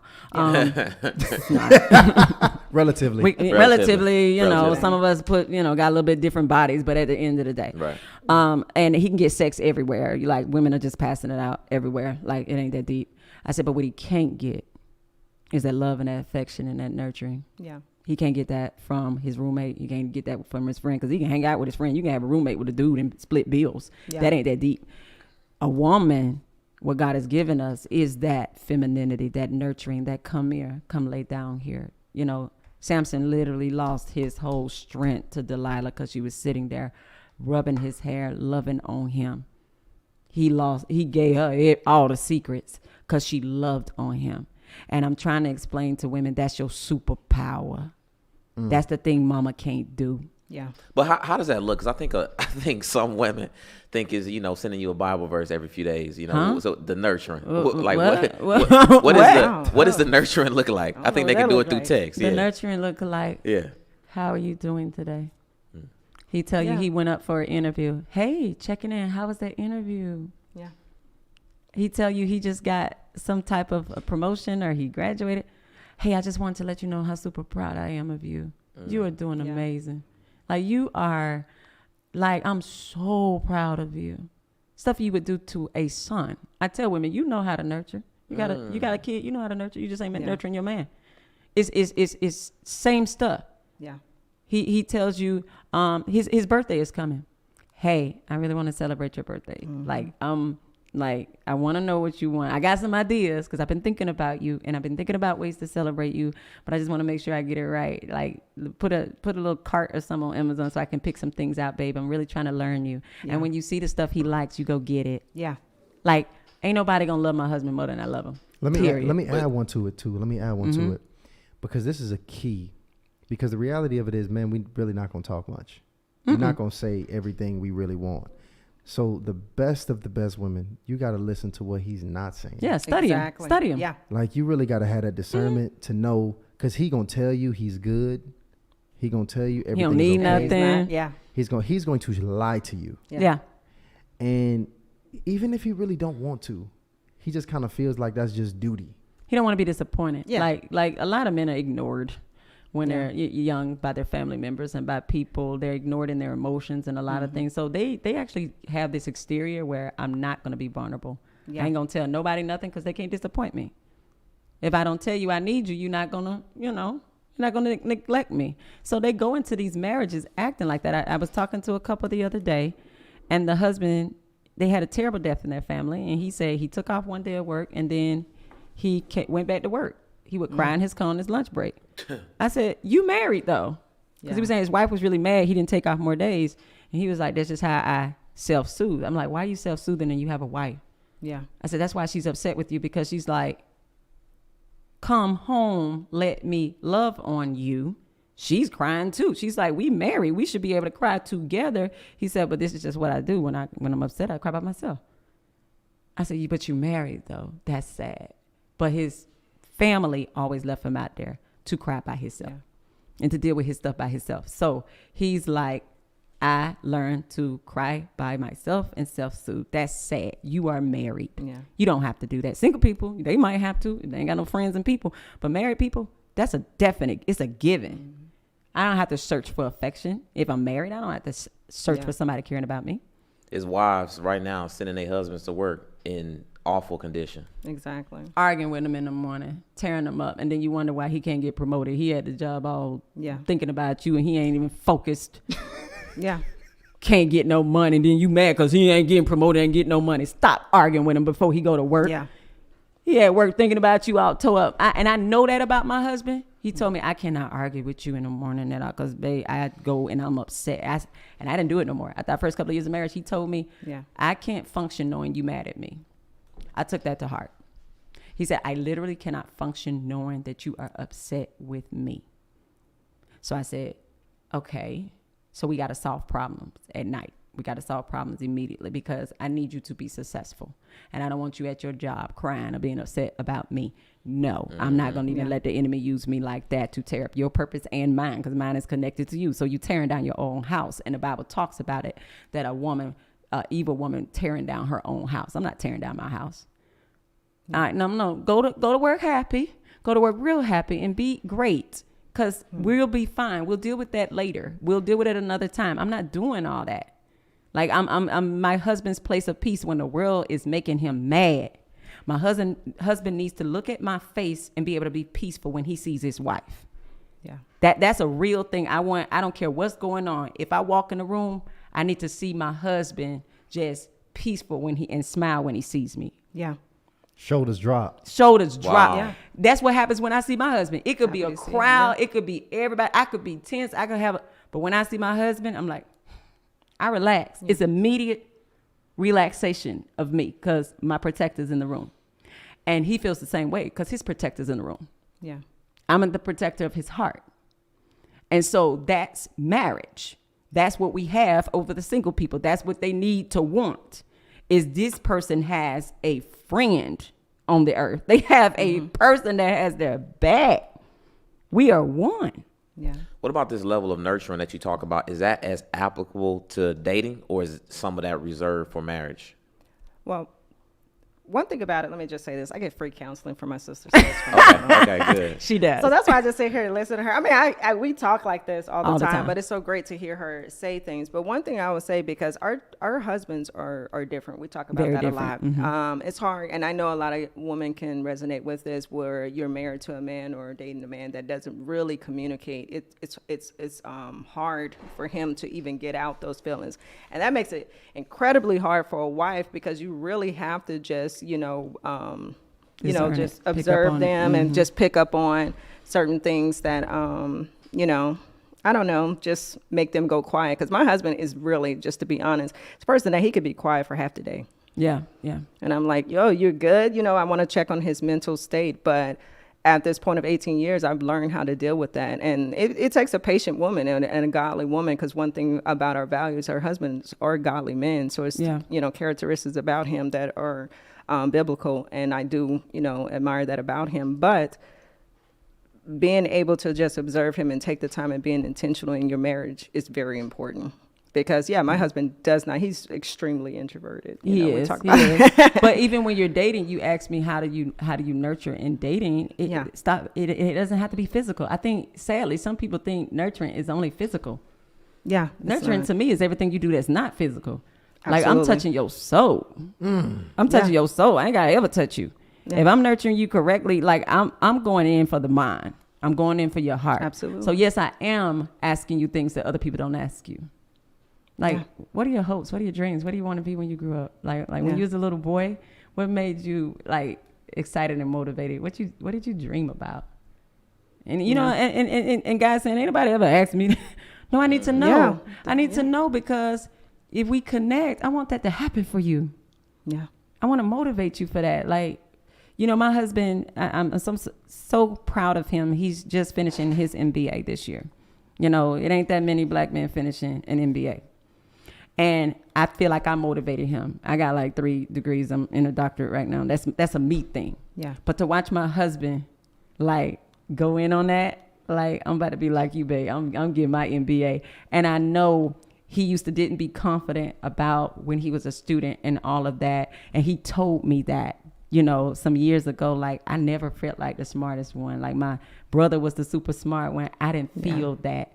And so I said, you are brilliant. You're the most intelligent man I know. My husband, like, common sense, he got that. And I said, I think you can. Baby, you can get an MBA. Like, you are brilliant. Yeah. And the fact that he's finishing it and he did it, and he's so proud. And I'm looking at him, and I already know what I'm going to get him. I already know. I'm going to buy him another watch. Every time he gets a promotion or something, I buy him a watch to commemorate it. I get it engraved. Like, I am like, and what else you want to do?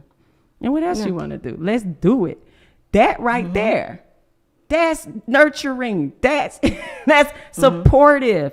Men want to hear that. Men have started wars over a woman that he loved. Absolutely. Men have fought people over a woman that he loved. Yeah. You can pull a man off his mama if you loving him right. These women saying, he's still up under his mama because you ain't doing what his mama do. But is it too risky though? Is it too risky for a woman to put herself out there like that for something that, she's in a dating phase and may not be a guarantee that she gets long-term commitment? Everything's a risk. But, if you want to be married, what do you think about that? Because first of all, y'all, the core of everything is friendship. What I just told you is what any friend should do for you. Let's be clear. I didn't give you nothing deep. That's what you should do for every friend in your life. I do that for my doggone friends. I do that for my sister. Yeah. So that's what you doing. Let me support you. She supports me. That's friendship. And a lot of people ain't working on common sense, basic friendship principles. Y'all are friends. Y'all like brothers. That's what you told me. So y'all support each other's dreams. Y'all like, what you want to do? Hey, man, what you working on? Hey, man, that's great. That worked out for you. That's basic friendship. Yeah. So before I even think about a man trying to promise me a ring or be in a relationship with me, can you be a man's friend for a second? I think a lot of women don't even know how to be friends with men. Like, he got to be paying a bill for you to be kind. You can't, when you meet a man, learn to be his friend. Like, how you doing? What you got going on? That's amazing. But a lot of people cannot get that out unless I'm about to get sex or a bill paid or a promise. You're a terrible friend. You got to get all that before you be kind to somebody. Before you be supportive of somebody, you got to find out what's in it for me. That's why a lot of people single right now. They're selfish. They're self-centered. They're not servants. Christians are servants first. We serve.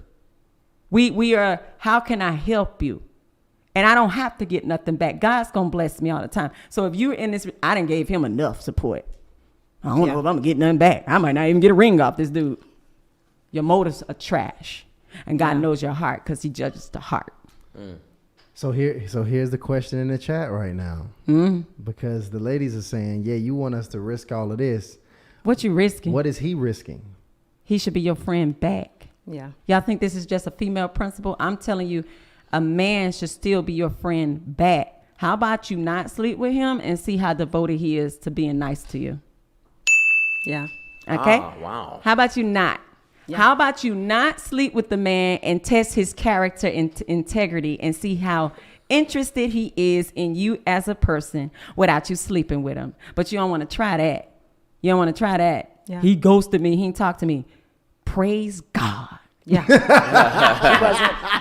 You dodged a bullet. Yeah. That's a good point. Yeah. You dodged the devil. A man stopped talking to you because you didn't sleep with him. Oh, wow. Exactly. Praise the Lord. You got rid of a man quickly who was going to abuse you and leave you on the side of the road. Because we set the tone. I think we set the tone. Yeah. We allow men, and in this age of time, even when you were referencing the woman who put the pictures of them online. Yeah. Somebody got to like it. You guys start liking that. That makes the woman think that this is what the men want. And, I'm for my sisters in some point because I've been, it's been 18 years. But when I was single, there were some things that I just thought that men wanted. We're dating. I've dated men for like 2 years. That's a long time. And not saying marriage was on the table, but that was a long time to feel like, am I the one for you? Wow. And sometimes you guys give very mixed signals, and then you're sleeping with them, and then at one point we were living together, and this is a Christian person, you know what I mean? But the value systems that we, grew up with, we wasn't born into a marriage, you know what I mean? So it just I had a jacked up value system, but within my marriage, I decided, okay, if this is going to be the person that I'm going to be for the rest of my life, there's some things that I'm going to have to put into place to say, do I value a friendship with my husband? Because some women, we're not friends with our husbands. They're just husband, but we don't like to go out with them. Yeah. We don't like, and at one point I was like that. I didn't want to go on trips with my husband because it was like, he's not that fun. And that was weird. But it was just, It was truth, to be honest. Hold on. That was when you've been married for a long time, it just depends because you change. That's what I was asking the guy before, how old was he when he got married? Because I was 23 and my husband was 20. I have a younger husband. Mm-hmm. And we kind of grew up together with a baby. Yeah. So after a while, things that I didn't notice when early on, I started to begin and notice you say you like to go out, but you kind of a homebody and things of that matter. So we had to keep reintroducing ourselves to each other. And that, to God be the glory. We did go through a lot of things, but the root of us was strong. Our root in our godly principles that we're going to stick this through. We did get counseling and a lot of things, me free counseling. But right. But the value system, that's going back to the value system. Sure. Value systems need to be the same. Yeah. Hobbies can change, values can't. Yeah. You really have to ask the person, hey, these are my values. I believe in faithfulness in marriage. Do you? Yeah. I believe in raising my children well and being there for them. Do you? I believe in honoring God and prioritizing God. I'm going to worship him. I'm going to fellowship with other people that believe in my faith. Do you value that? Sure. When they tell you no, next, y'all. We have a problem with next. And I think that's some childhood trauma. We don't know how to move on. That's a great point. I want to work it out. I want to stick it out with him. Why? Move on. Y'all don't have the same values. Next, speed dating is amazing. Speed date these people. Yeah. Why you with a dude 3 years boyfriend of him and then he dropped you? You tell me you weren't paying attention in the first year. Why you keep... But work both ways. Why is the man with this woman 3 years and you was going to be done with her? Because men love girlfriends. That's the greatest come up for men. Really? Girlfriends are perfect for a man. I could get all the stuff from a wife and have zero commitment from you. And then when you start pushing me into marriage, hey, it's not working out. It's not you, it's me.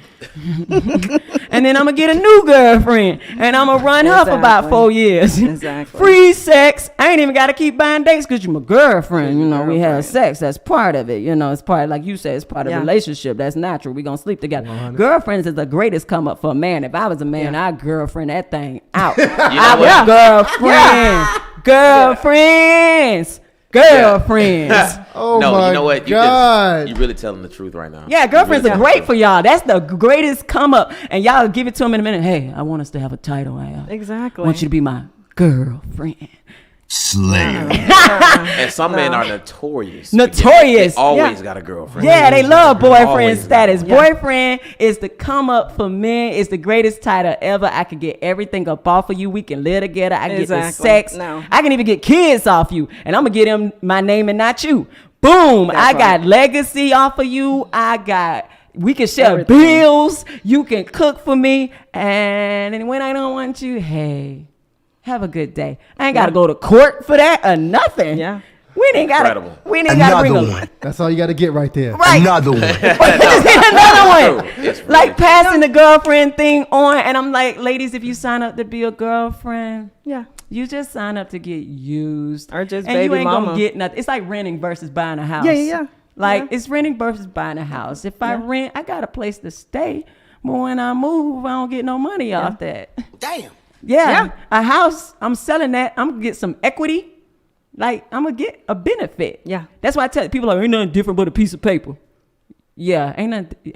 Marriage, that's just a piece of paper. No, baby. It means a lot. It costs a lot for my husband to divorce me. It's gonna cost him. Ain't nothing wrong with that. Ain't nothing wrong with that. We ain't breaking no apartment lease. Right. But he gonna have to pay. So he gonna work it out with me. He gonna work through our disagreements. That's what it make you do. Well, baby, yes, let's go to marriage counseling because it's gonna cost him.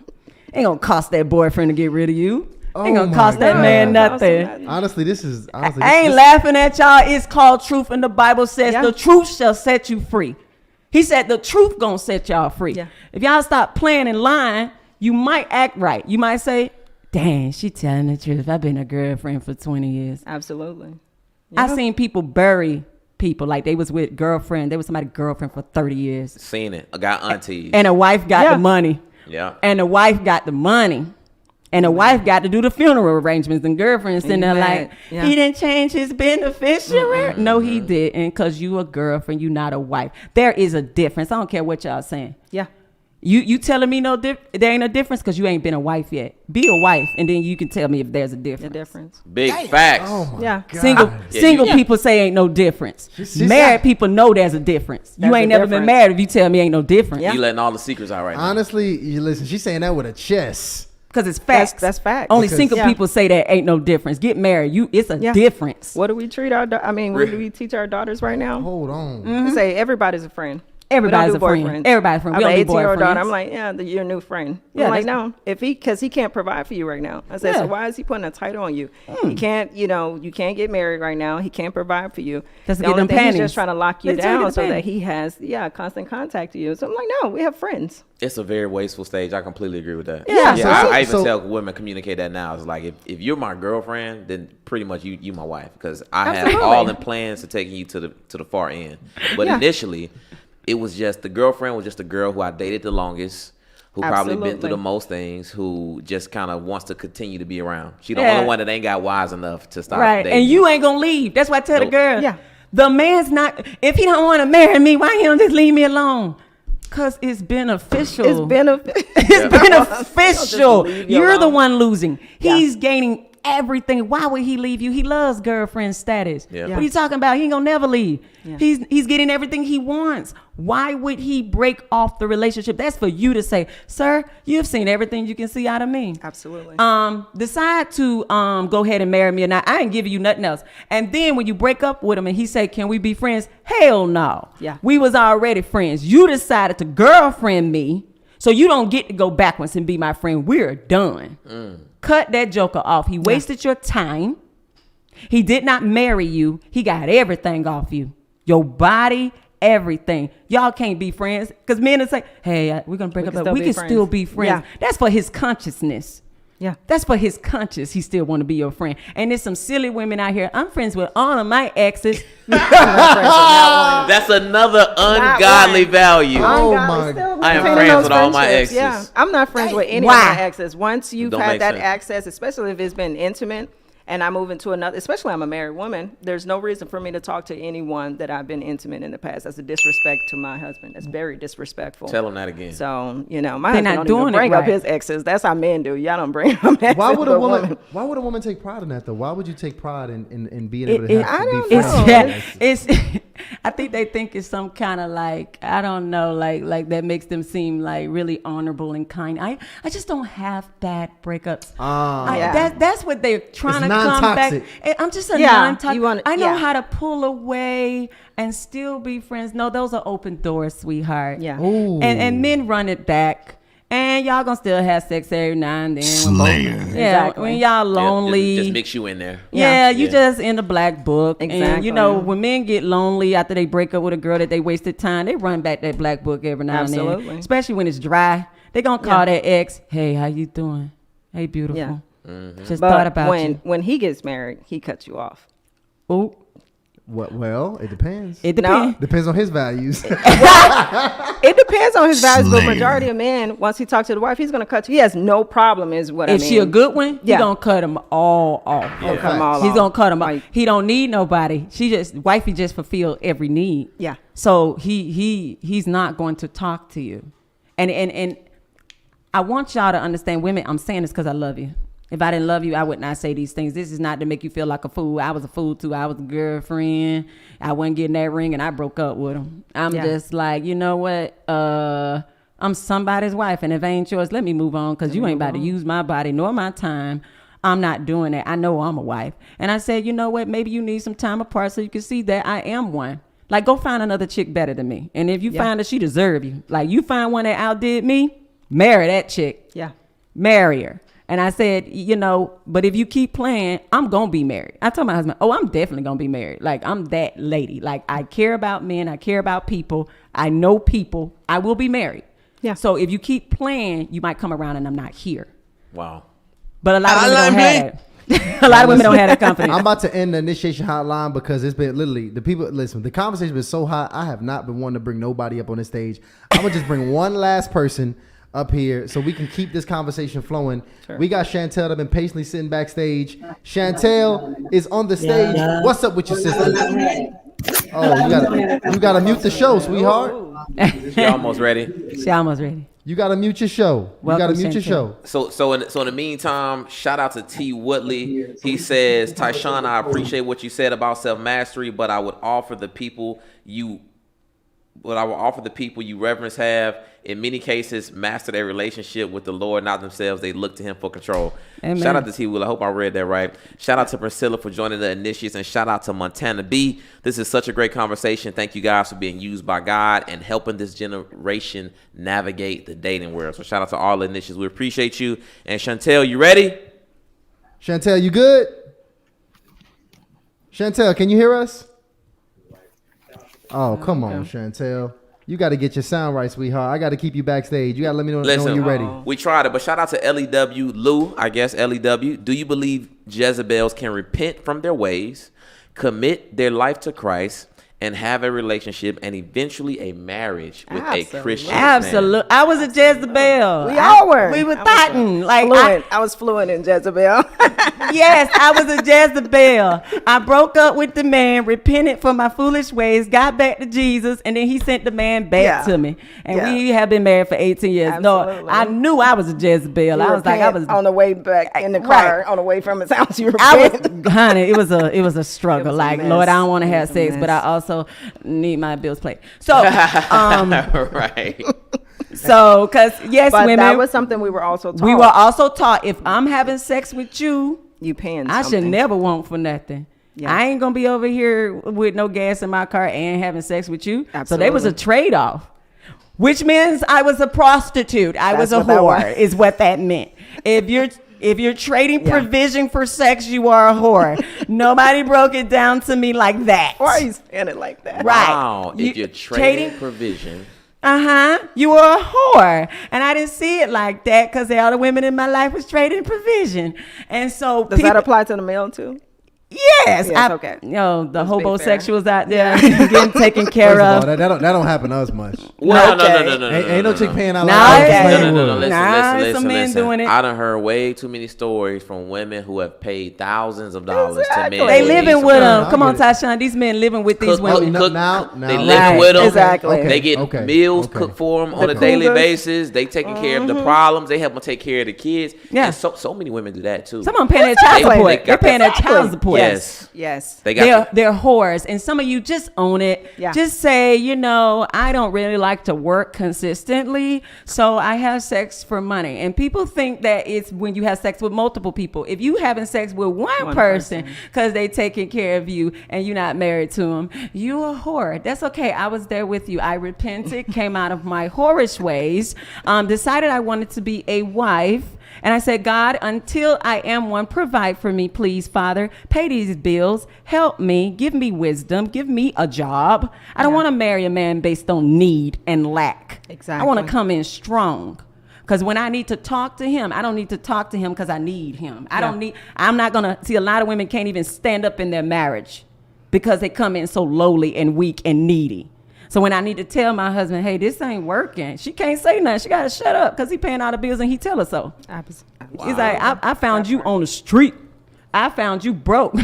I found you valueless. Shut up. Yeah. There are women that can't even speak up in their marriages because that man is paying all the bills and he owned them. He owned them before he even married them. She did not wait on the Lord to be her provision so she can come in strong, saying, sweetheart, you do pay the bills, but I'm wife and I'm your helpmate, and I'm supposed to tell you when you're going astray. Now, I can't make you, but I am supposed to speak up. I can't be a helper and quiet. How y'all helping quiet? The wife is the helpmate. We're supposed to say, hey, babe, I'm over here catching your back. Something's south. Hey, I'm looking out for you. But if that man is providing, he don't want you to tell him nothing, you're going to shut up. Yeah. Because I ain't got nothing. I can't come in here strong. So God had to be my provider. I had to back up and say, God, take care of me so that when I come into this marriage, I don't come in from a place of need where I can't be the helper that I'm supposed to be, where I can speak wisdom to my husband. And he'll listen because he know I don't need him. Because I was all right when I was single. Yeah. God had me, and I always tell my husband, you are amazing, but God always had me. Absolutely. Always. And I'll be amazing after you, too, if you ever act a fool on me. Yeah. And he knows that. Yeah, I'll still be amazing. God, my daddy, he been my daddy for years. I met my husband, at 16, but I'm like, dude, where you was the first 16? That was God. Absolutely. That was daddy.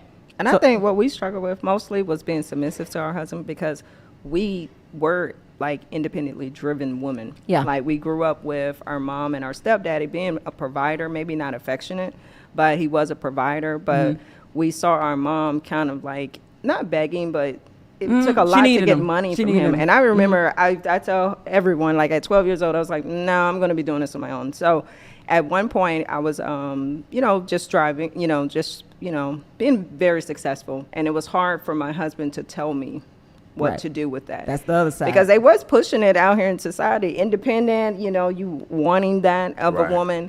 And it took me a while for him to tell me what to do with my money and things of that matter, because I'm like, no, I'm not going to be that person who I saw my mom asking my stepdad for like $20 and him, just not giving it up freely, just like, what do you need $20 for? So I never wanted to put myself in that position, but But there's balance. After a while, there's some balance because some of us come in too hard. Yeah.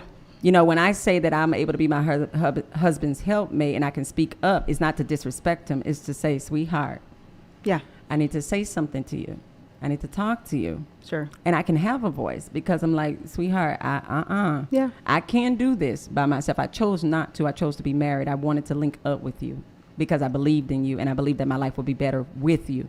But if I see you about to drive us off a cliff, I'm not going off no cliff with you. No. I'm going to back up. And a lot of women don't have that courage or confidence to speak like that. Yeah. God has to be your source, ladies. If you have not made him your source first, then you just out here. You looking for a savior. You already got one. It's Jesus Christ. Stop looking for these men to save you. And men, stop looking for these women to save you. Yeah. Like we have to know who we are in God, and then we can choose our mates from a place of fulfillment. Absolutely. I don't need you to complete me. Y'all go to therapy. You got issues. They not supposed to fulfill your issues. They can come alongside you as a friend and supporting you through your healing process. But I'm not here to heal you. Mm-mm. Your spouse is not your therapist. They're not your counselor. And a lot of people, I don't need no counselor. I talk to my wife. Your wife didn't go to school for counseling. Right. And she tired. She told me. She tired. of being your counselor and your dumping ground. Yeah. Go to therapy. Yeah, I can't make it no simpler. I'm sorry. We doing it wrong. And God wrote a whole book on this stuff. All the stuff I'm saying is in the Word. Y'all don't read it like I do. It's real juicy. The Bible got all of this in there. Mm-hmm. It's a juicy book. I think I'm gonna rewrite some stuff. Yeah. Wait, as a matter of fact, speaking of that, just so you guys know, in just a few minutes, y'all, we will announce the winners of the giveaway. So if you still have not went ahead and filled out the form, please go ahead and fill it out. It is in the chat. We've been posting it consistently. It's going to be in the description. Go ahead and fill out that form so we can go ahead and see if you are selected. We're choosing 3 people, and we're going to send them a signed copy of the incredible book that this woman here, Tara, has prepared for all of you all, because I'm seeing the chat and we need it, y'all. Yeah, so I'm gonna drop that link in the chat one more time real quick. I want to shout out to Mia Minion, the lovely Mia Minion, who Mia just be holding it down. Another 5 initiates, another 5 bottles is what I like to say. I love it. Heart Initiated 5 members. bottles in and the chat. Shout out to Yali. She says, Tysean and Ryan, y'all really bless us with the most amazing guests. Yali, I agree with that. These conversations help all of us on our journey to healthy, long-lasting unions. Shout out to Yali for being grammatically correct on these so you can read it. Because I'm telling you, they be getting me up to reading rainbow. Shout out to Yali and Mia. And real quick, Tara, if you could just talk about this book. I'm going to drop this link in the chat like I told you guys, but give us some insight, because we got some singles. We got some people recovering from some not so good toxic relationships and everything in between. And then we got some people that are actually married, looking to improve their marriage. So tell us about the book and how it can probably, I'm sure, help all of those people. Yeah, the book is for single and married, and especially if you're single. Ladies, please read this first before you think about becoming somebody's wife. Marriage is a ministry, and we hold a powerful role as wives. Like, we can get the whole family pushing forward. We are the center of peace. We are a lot of things, and you can do it in a way that it's not wearing you out. This book is after I finally realized what a wife was supposed to do, and I read my word on it. I put it in the book. I'm like, I'm going to save y'all time from going and finding out. I wrote it in this book, what a wife is supposed to be doing for her husband. A lot of you women that are struggling in your marriage, go get the book. Men, you think your wife is missing something, buy her the book. This is education for wives. And I know y'all don't like to read no more. That's why we ain't reading the Bible, right? Because y'all don't like to read. But get the book. I made it short for the attention spans of this generation, right? But it's heavy. It's heavy. It's full of gems. And I promise you, wives, when you read this book, it's going to make it very clear how you should be dealing with your husband. Single ladies, it's going to make it very clear on who you need to be looking for and what your role will be, so you can make a decision. Do I really want to get into marriage? Men, if you read this book, you're going to know what type of wife you need to be looking for, because some of you don't even know how to pick a wife. You picking based on aesthetics. Stop doing that. And then you mad all over the internet. Women suck. They only care about money and clothes and buying stuff. No, your woman sucked. The one you chose, that Jezebel. Yeah. She sucked. You didn't choose a Christian woman. No. You didn't choose a godly woman. You don't want that. Be honest with yourself, man. You did not choose a godly woman. You didn't choose one. So you're mad because baby mama drama, all this stuff your wife is doing, not listening to you. You didn't choose a godly woman. And so here's the book, guys, to help you all with some curriculum, because we will go to school for everything but marriage. Ain't that crazy? Yeah. Oh, yeah. Wow. We go to school for everything but marriage. I'm going to read for my job. I'm going to read for all the things but marriage. I'm going to just see how it goes. See how it goes for the rest of your life. I'm going to make this big decision with no curriculum, no education. I ain't going to no workshops. I don't want to go to premarital. I don't want to go to counseling. But why is my marriage failing? Because you don't know what you're doing. You know you don't. You didn't see a good marriage in your family. So why you think you know what you're doing? Let's stop being prideful. Why do you think you know what you're doing with no curriculum? I think we all need that. Yeah, they're going to have to zoom in on that thing. That's it. Zoom in. We all need that. There you go, right here. And the thing is, I speak to and you know, have interaction with so many beautiful, you know, women on the inside and outside. I feel like they got a lot of great things going for them. Yeah. And then when you hear some of these stories, or even if you decide to get involved with them in some way, the things that they do, I don't even know if they know that this is just like anti-wife behavior. They don't know. And I feel sorry because the reason why it's called Marriage is a Beautiful Thing, but I wish I would have known because I didn't know anything. No. And the realest thing I did was tell my husband after year, think 2, hey, I don't know how to be a wife. I don't know how to be a wife. I was like, I know that sounds real bad after we done got married. I said, but I'm in this thing and I realized I'm struggling. I'm struggling with my emotions with you. Yeah. I'm struggling with how to talk to you.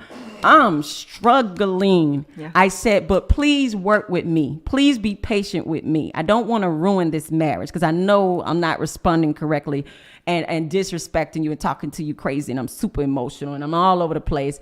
I said, but I'm going to learn. I said, because I know I can be a good wife. Absolutely. I said, and I started going to all the workshops and I'm reading all the books and I'm in my word and I'm praying and I'm like, God, get rid of this bad value system. Get rid of these bad traits that I learned. Get that stuff. Renew my mind. I was like, no, make me the wife I need to be because I'm okay with being an example to other wives. Yeah. Like I'm a teacher at this point. I got a wives boot camp. Like ladies, TaraBoddie.com. I will teach you what was not taught to me. But I don't like to err along. I want a stupid kid in the class. I want to know it and I want to get an A. And in my marriage, I wanted to get an A. Yeah. I wanted to get a PhD as a wife. A lot of people want to achieve in everything but their relationships. They okay with being subpar in relationships, but I'm great at finances and I'm great at everything else. Yeah. But my marriage is trash. That's the biggest thing God gonna ask you about, especially if you're married. Where your spouse at? What you do with that marriage? What you do with them kids? He don't care nothing about your wealth. He doesn't care about your houses and cars. He's gonna say, hey, them relationships, where them people at? Absolutely. What's your spouse? Oh, they didn't make it? And they was married to you for 40 years. Yeah. Your kids didn't make it? Yeah. That part. What were you doing? I was out there getting the bag. I was being successful. I was providing for them. Yeah. Yeah, a lot of people gonna be in trouble. Yeah. A lot of people gonna be in trouble. So I'm hoping you cover everything in there. Hope you cover everything. Emotional instability is covered in there. Yeah, everything. Sexual openness is covered in there. Addiction. Yeah. It's cheating. Loneliness. That's covered in there too, because that's a big issue. Oh my God! Because I'm telling you. People be saying, I'm telling you, think you got values until your values get tested. That part. Absolutely. And loneliness is one of the biggest things. Killers of values. Yeah. What I tell you, we talked about that. I'm looking at Lana. We done talked about what loneliness gets you doing. Get you acting crazy. Get you texting people you ain't talked to. Looking thirsty. We was just talking about that on the way over here about what we would tell our kids to say, get involved. Get involved in activities. We saw some people doing hiking on the way here. It was like, yeah, that's what you should do as a single person. Yes. Make sure you're busy because as soon as you're lonely, that's when the DM and the text messages that's and stuff. When you sending the one dude you dating is when you sending him 10 consecutive texts about why he didn't talk to you 24 hours ago. Oh my God. When you should be trying to figure out how to cook or do anything to occupy yoga, anything to occupy your mind. It's so funny that a lot of the issues that I hear women, detail, it really comes from loneliness. Yeah, they're lonely. It's like, yo, the only reason you got all these expectations for this dude you barely even know, you only been dating this dude for 2 weeks, it's because you don't got shit. I mean, excuse me, you don't have anything. No, that's right. You don't have anything else going on in your life. Absolutely. It's true because these people ain't that great. They're not. Like, I'm serious. When people tell me they crying over something they broke up with, I'm like, but they weren't that awesome.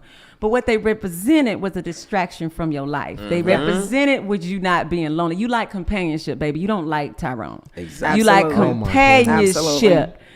It's not Lisa. It's companionship you was lacking. There was something to do. They were somebody to text. And you should have enough good, close relationships in your life to fulfill that where you're not dealing with this out of loneliness. That's weird because that's a lot of people that are single, but they ain't lonely. They ain't lonely. Right. They not lonely. Yeah.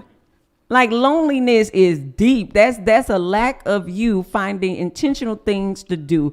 Walk in your purpose. How about that? That's God what you supposed to be doing. Go mentor somebody, doggone it. Like go serve somewhere. Yeah. Start a book club. Yeah, go church. Book clubs are fun. Something. They're great. I love a book club, but I remember when I was coming out of a horrible relationship and I put that person as like, I guess, defining who I was. And I remember I was praying to God and I was like, Lord, show me the person I was before this person. Right. And, thank God for Facebook and things like that, because sometimes it'll show you a memory. And I was like, it was before that person. It was because you were a happy person, but it'll be that one season of of loneliness that I think the enemy sends the right person. They just you don't hang with friends like you don't because you want to be with that person, Netflix and chill and all those things. But you got to find a tribe. You got to be in community. You know what I mean? Yeah. Keep your friends. Yeah. Keep your friends. Why you don't have no friends? Oh, we used to keep each other very accountable. Like, what you doing? Where you going? Where you at? Like, keep some friends, good network of friends. Some people that can't find a friend. Start with the friends that share your values. Like, practice on some friendships and keep them and maintain them. And I don't even think it's the one that share your values, because from what I'm hearing, our values is absolutely ripped to shreds and tore up. Right. I think it's a value. I think it's more has the values that you aspire to have.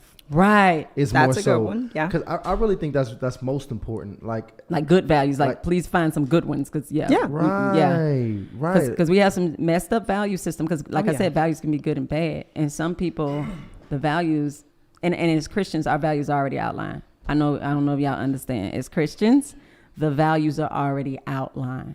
God already told you what type of values we are supposed to have. So you need to get obedient. And you need to understand, you signed up for a religion that has a God, and he has outlined the values that we govern ourselves by. So please stop saying you are a Christian when you don't follow the principles of God. I had to make a decision as an adult at a point in college that I was willing to let God master my life, and he can decide my values. So when he tells me, go here, do that, I don't question him. Yeah. He gets to decide my values. He gets to tell me what to do. So at the times when I needed to submit, at times as a wife, I did it because it's what God said. Tyra's emotions didn't want to, but Tyra's value system to follow God said, yield to your husband in this moment. I had to. Yeah. It's like you're disrespecting him and you ain't supposed to be talking to him like that. Your value system, according to your mama, you can. But God's value system says you can't. He says, wives, respect your husbands. This is disrespect. So I had to own God's values, but the value is follow the Lord. And a lot of y'all are just not deciding to follow God. Yeah. It's like, I still get my free will. God gave free will to everybody now. All of us was born with free will. You do what you want to do. You ain't even got to serve God. He ain't striking folks down for not serving him. You can do what you want to do. But as a Christian, I take that free will and I give it back. I say, hey, here, I don't want it no more. You own my free will. Your will is my will. A lot of people still holding their free will in their pocket. They ain't gave it back to God. Mm-hmm. Absolutely. I still, if you still operating on free will, you're not under God's will. I don't have free will. My will is God's. Whatever he say, I do it. That's my value system. It's just that simple. Everybody, but you know where that comes from? What's that? You trying to be grown, coming out your parents' house. You don't want to submit your will back under nobody. No. Everybody, when they're a child, can't wait to be grown to make all their decisions. Even Christians, I can't wait to get up out of here and do whatever I want to do. Yeah. But if you a Christian, you under God, we don't never get to do what we want to do. We don't never get to do. That's not a thing. We ain't never grown to God. What age you grown with God? Yeah. He said, all y'all children. And so you got to keep that mentality. Stop worrying about being grown so much and say, God, I want you to take care of me. I want you to provide for me.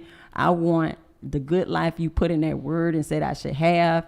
You can still be my daddy. Exactly. You can still be my daddy for the rest of my life. And it's good. I'm sorry. Both of us blessed, you know. Exactly. I mean, shout out to Pastor Darius Daniels. I love Change Church, but he said something. Well, that's your pastor? Yeah, that's my pastor. That's our pastor. That's our pastor, too. Yeah, he been on here like facts. Twice now. He won an HI's pastor. Oh, yeah, he won a Harlan. Oh, he speaks the truth. Sure. He does. It's the truth. But he said something recently is he was like, most people, we struggle with the God that we have in our mind and then the actual God that's in the Bible. Right. And that was, they sat with me, like we discussed it, like, because that, based on our values and what we grow up with, we will have to pick God as this person, like, you know, you sin and he's hard on you and things like that. And in the Bible, it's showing you something totally different. So I definitely agree with my sister. You definitely have to read the Bible for yourself. You have to, because it'll save your life. It'll save your life. You know, even, you know, it'll tear apart some of the things that your parents even taught you. Because I think my parent, you know, kind of use it as an authoritative. As a weapon. A lot of Christian parents use it as a weapon. They didn't even read it. They pulled out the scriptures that work in the moment, in the season. They read that one scripture, honor your parents. Honor me.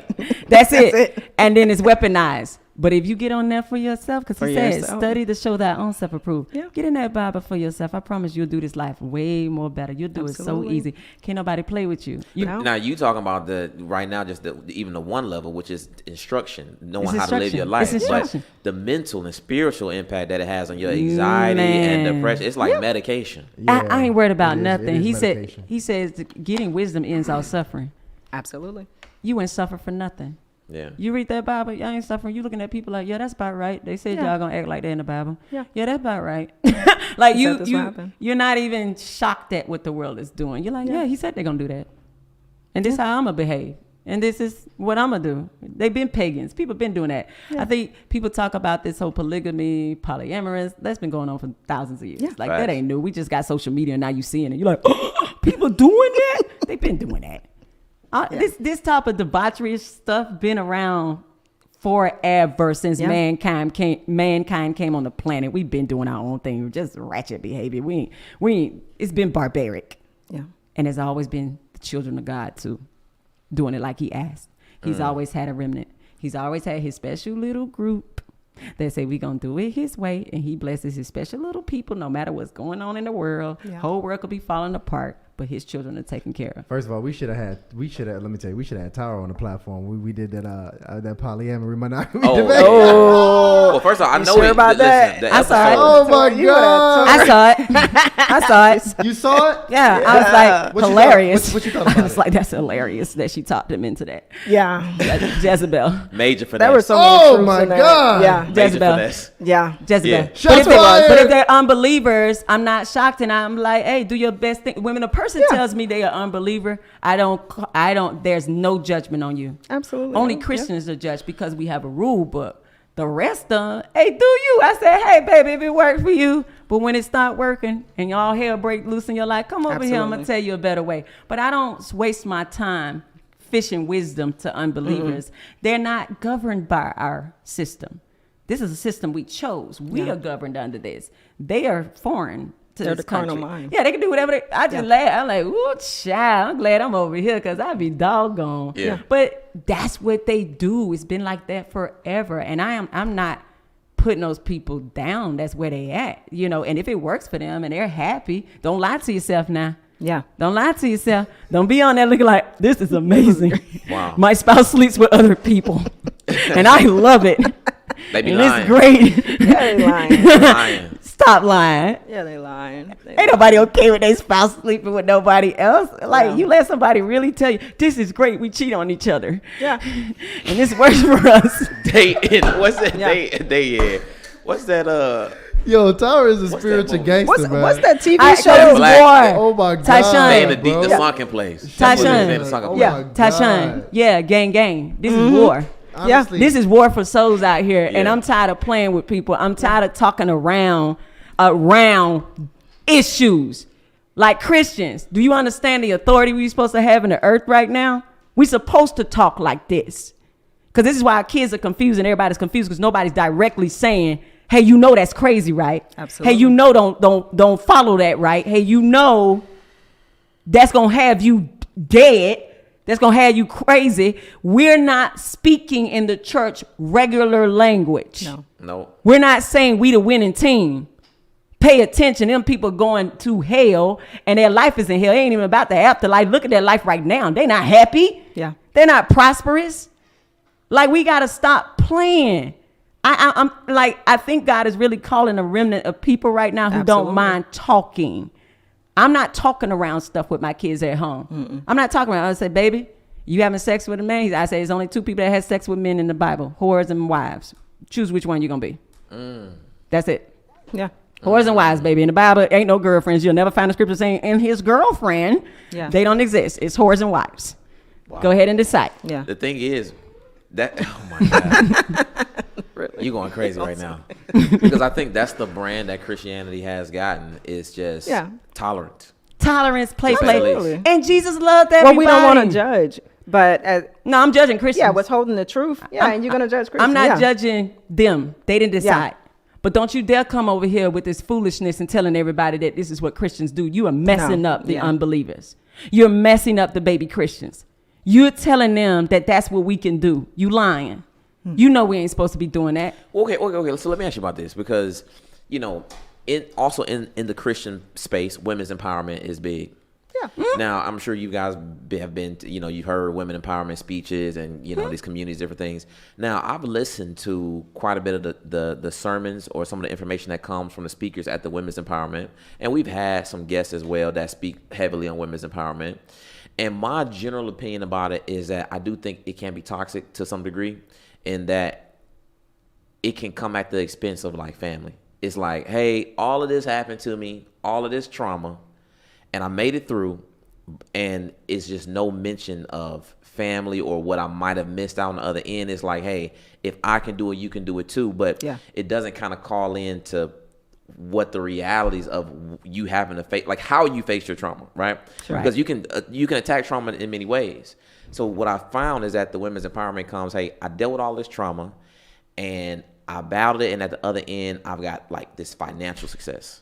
Absolutely. But it doesn't really include the family aspect to it. We just was talking about that. I meet a lot of women like that where, you know, being married and you know, no children, of course, you know, is just not the goal anymore. They've given up on any of that. They just want to be, you know, settled in finances. And it's weird because you're talking to them and they're just looking at you like you're not saying anything of value anymore. It's like, you don't want to get married? Like, no. I just need a little boo thing here and there and stuff like that. And I'm like, because, you know, in the Bible, it says a man who finds a wife finds a good thing. So, but you don't want to be found. That's huge for me, but I don't know what that agenda is. I'm sure it's not godly, but it's control. A lot of it. Yeah, you want to be in control of. I want to be in control, but you really do want to be married. I've seen a few get married eventually, but I think it took therapy to deal with the trauma of the men. You know what I mean, or what you dealt with as a child with your father figure. Because I was there at one point. I was already married, but I resonated with those women at one point to say, I could do this without him. I think a lot of women do because a lot of women see that and they will adopt that model, or they will be more comforted by seeing that. But you can, you know, at the end of the day, it's like that's not what you really, really want. No, that's not what they really want. And men, I'm going to have to get on y'all for a second, because women do want to be married. Yeah. If we settling into not being married, it's because it's been our experiences, right? Yeah. In this country, in this world with men. Men who, you know, back in the day, you know, certain things, not listening to them, not hearing them, you know, you had some men being abusive. You had all of that. Yeah. And some women being left behind, not getting paid well, their husband using the money as a weapon. So you got women who taught their daughters, don't let no man use money as a weapon. I need you to have your own. I need you to stand up. Because, you know. Men who taught their daughters that. Right. Because men will use the money as a weapon. They will use the provision as a weapon. These are ungodly men. Because a man that's a Christian, that's under God, he is taught to love his wife. It says, men, love your wives as Christ loves the church. So a man that loves his wife is not abusive towards her. Yeah. He's not demeaning her. He's not shutting her voice down. But this is an issue, I think, when we come to submission. A woman has no problem submitting to a man that's submitted to God. I think men got that thing wrong. They really like, my wife ain't submitting to me. She don't see you being submitted to God. Yeah. You want me to trust you with my whole life, and I don't know who leading you? Yeah. But you telling me I need to submit, but it's real hard for you to submit to God? I don't see you praying. I don't see you asking him for direction. I see you just doing stuff based upon your emotions and how you feel. And you want me to come up under that and totally trust you? You asking me to do something scary. Yeah, give my whole life, everything I built, everything my parents or somebody has placed in me, come up under you and just follow you. But I don't see you submitted to God. Yeah. If you submitted to God, I trust you all day long. If I know you praying and I know you in that word, I'm like, I believe God told my husband that. We following God. But I don't see you doing no time with God, no prayer time. And you saying, I want a woman that do what I say. Men are creating their own lack of submission with some of these wives. Right. I respect that. They're creating it. It's like, sir, show me how to submit. Show me what that looks like. Exactly. Right. Let me see submission. Because what I'm seeing in you is rebellion. You rebelling against God, and I'm a rebel against you. Yeah. And the kids rebelling against the parents. The whole house is rebellion because the husband has not practiced submission. Nobody gets to do what they want to do.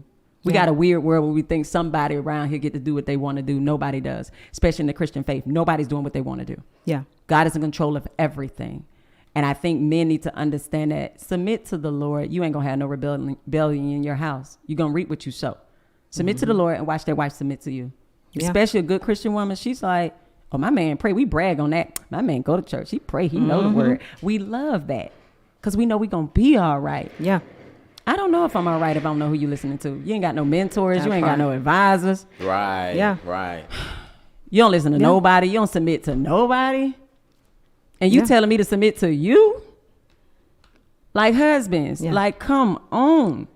Well, I think at one point men placed that financial, when they wanted a woman that I can grow with and I can build with. I think at some point that was placed on us to say, yeah, I want you to have some finances. You be successful too. And I don't think that was, I mean, in it with the Proverbs woman having her own business, but I don't think we were ever supposed to be a provision, a providing source of income. So I think that kind of piggyback off that woman being empowerment. Well, like if I got to work and do all this, I might as well just be by myself. You know what I mean? Right. So I've heard women say that to say like, and I resonated in that fashion too. I'm like, yeah, like, okay, so I'm doing all this and being housewife and taking care of children. Like, man, what do I really need? Because you already said sex ain't that great. I mean, it's great, but that's not going to keep a woman either. You know what I mean? We too want to feel cherished and valued, and that, you know, our thoughts about the marriage or where our household should go, we want that stuff to be valued. But sometimes in the Christian community, you can feel that isn't valued. Just listen to the husband, whatever he says goes. But yeah, so it's crucial for you to be seeking God, because if your wife is also seeking God, then you're going to be on one accord. God is going to speak to her as he's done in the Bible, where he spoke to the woman, spoke to the man. So I think that's very, the empowerment of women, I've seen that. And I know that they want to be married because they eventually do as they come to God. They want to be married. Yeah. Who doesn't want a partner? Who wants to die alone? You know what I mean? Like, it's usually divorced women that'll tell you, I ain't doing that mess again. Yeah. They're like, I ain't doing that crap again, because they had a man that abused the leadership, didn't use it well. Yeah. You know, you got some bad CEOs. You ever work for a manager that never listened to you, and you knew something, and he listened to none of the employees? Yeah. That's bad management. As a man, you know, you have a wife, you go honor the gifts that God put in her in wisdom and say, sweetheart, these are the decisions I'm thinking about making. I like your input. Absolutely. That's a good CEO. That's a good CEO. He's going to come to the people that's down there on the ground and say, hey, I don't see everything. I know you're seeing a little bit more in the house and with the kids. What do you see and what do we need? And listen to her. Yeah. Why would you pick a wife that you don't think is smart and you value her wisdom? You picking a dumb wife? Like, what are we doing? Pick a wife that you don't mind coming to and talking to her. Right there. Yeah. Everybody picking wrong. Mm-hmm. Men are picking women that they don't want to hear either. They're picking women that are emotionally immature, that relationally immature, that has trauma. They're not saying, hey, babe, I know you got the issues going on. I see that when we're dating. Like, are you going to go to counseling? Like when premarital, when couples that want to get married come in, I tell the husband, the future husband, I said, you paying for this premarital, right? Yeah. Oh, yeah. I said, no, you're paying for the counseling, right? Because you provider. I like that. Let's get that right. You paying for the counseling, right? Yeah, my husband paid for that premarital. I didn't have a dime yet. I'm like, I don't have it. He paid for the premarital. Yeah. Because he's provider. I tell the husbands, hey, go on Amazon and buy your wife this book. I want you to go ahead and practice being provider. Yeah. And she looking like, we sure did go half on this premarital. Yeah, you shouldn't have. He need to practice right now. He's providing counseling. The man is provide. He's going to provide. You tell him what the need is, and he said, "I go get it." That's balance in a marriage. Yeah. The wife, the husband has the vision. He says, "This is what I want our family to look like." She said, "Okay, in order to do that, these are the needs. Can you provide them?" He said, "I want my children to be able to go to college." Okay, baby, Junior need a tutor.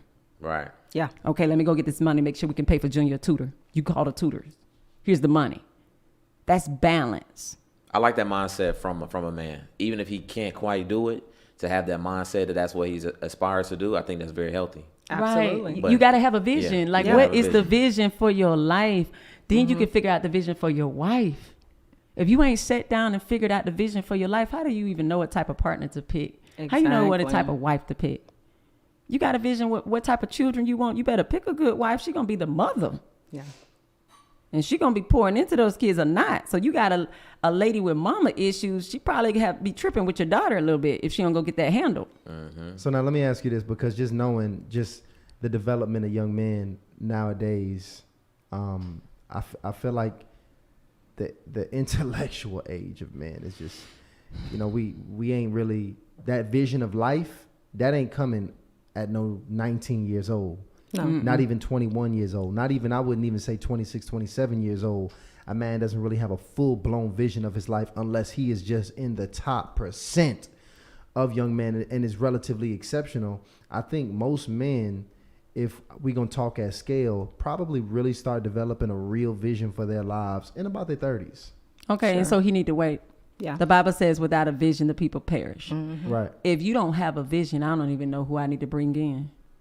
Like you got a vision for a business, then you know who you need to hire. You know everything you need, the supplies. If I don't have a vision, then I'm just out here.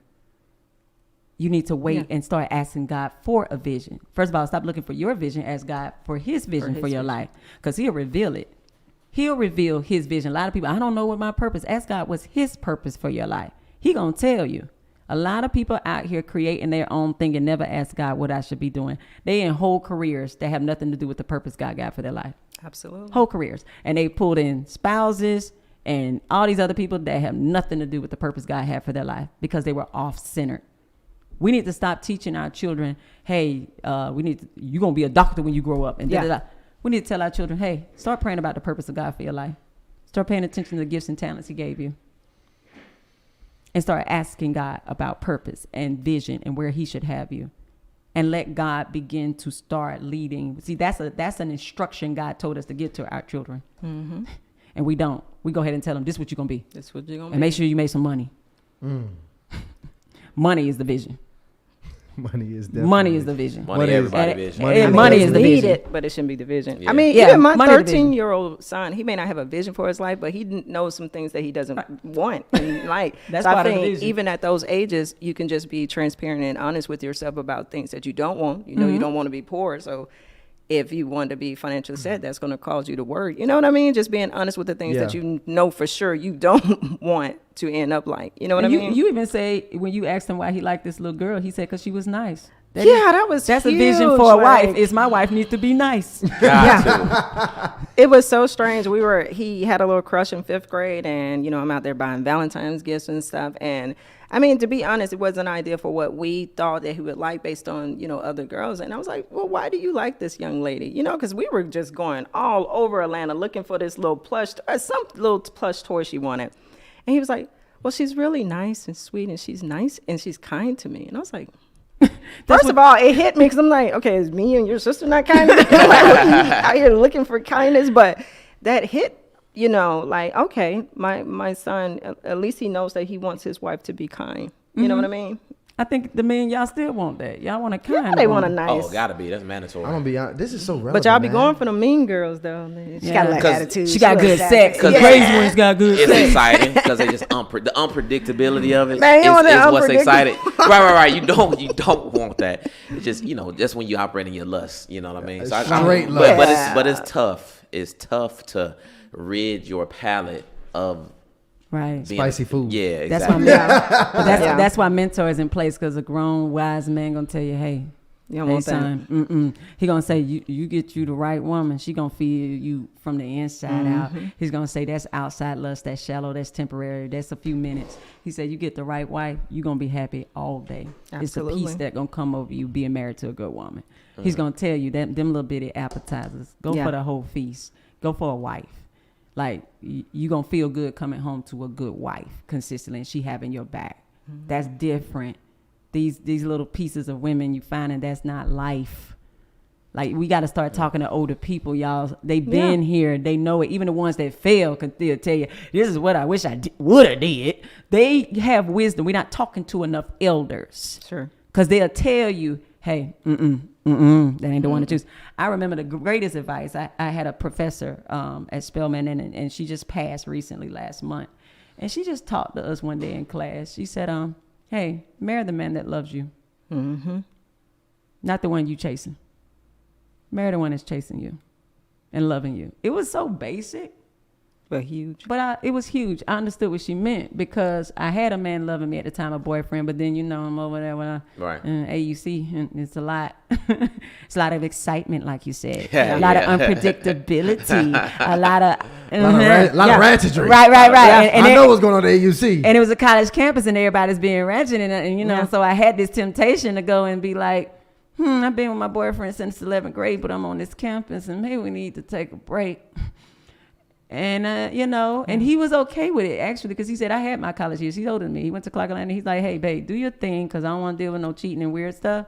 And I was like, no, I want to be with you. And then I got on the campus and I'm like, oh, I see what you were saying. Right. But dated a few guys. And I was like, nobody can compare to him. Like, he ruined me. He knew what he was doing. He knew. He's like, let me go let her date a few so she'll know who I am. And I dated a few and I said, let me go on back to the house.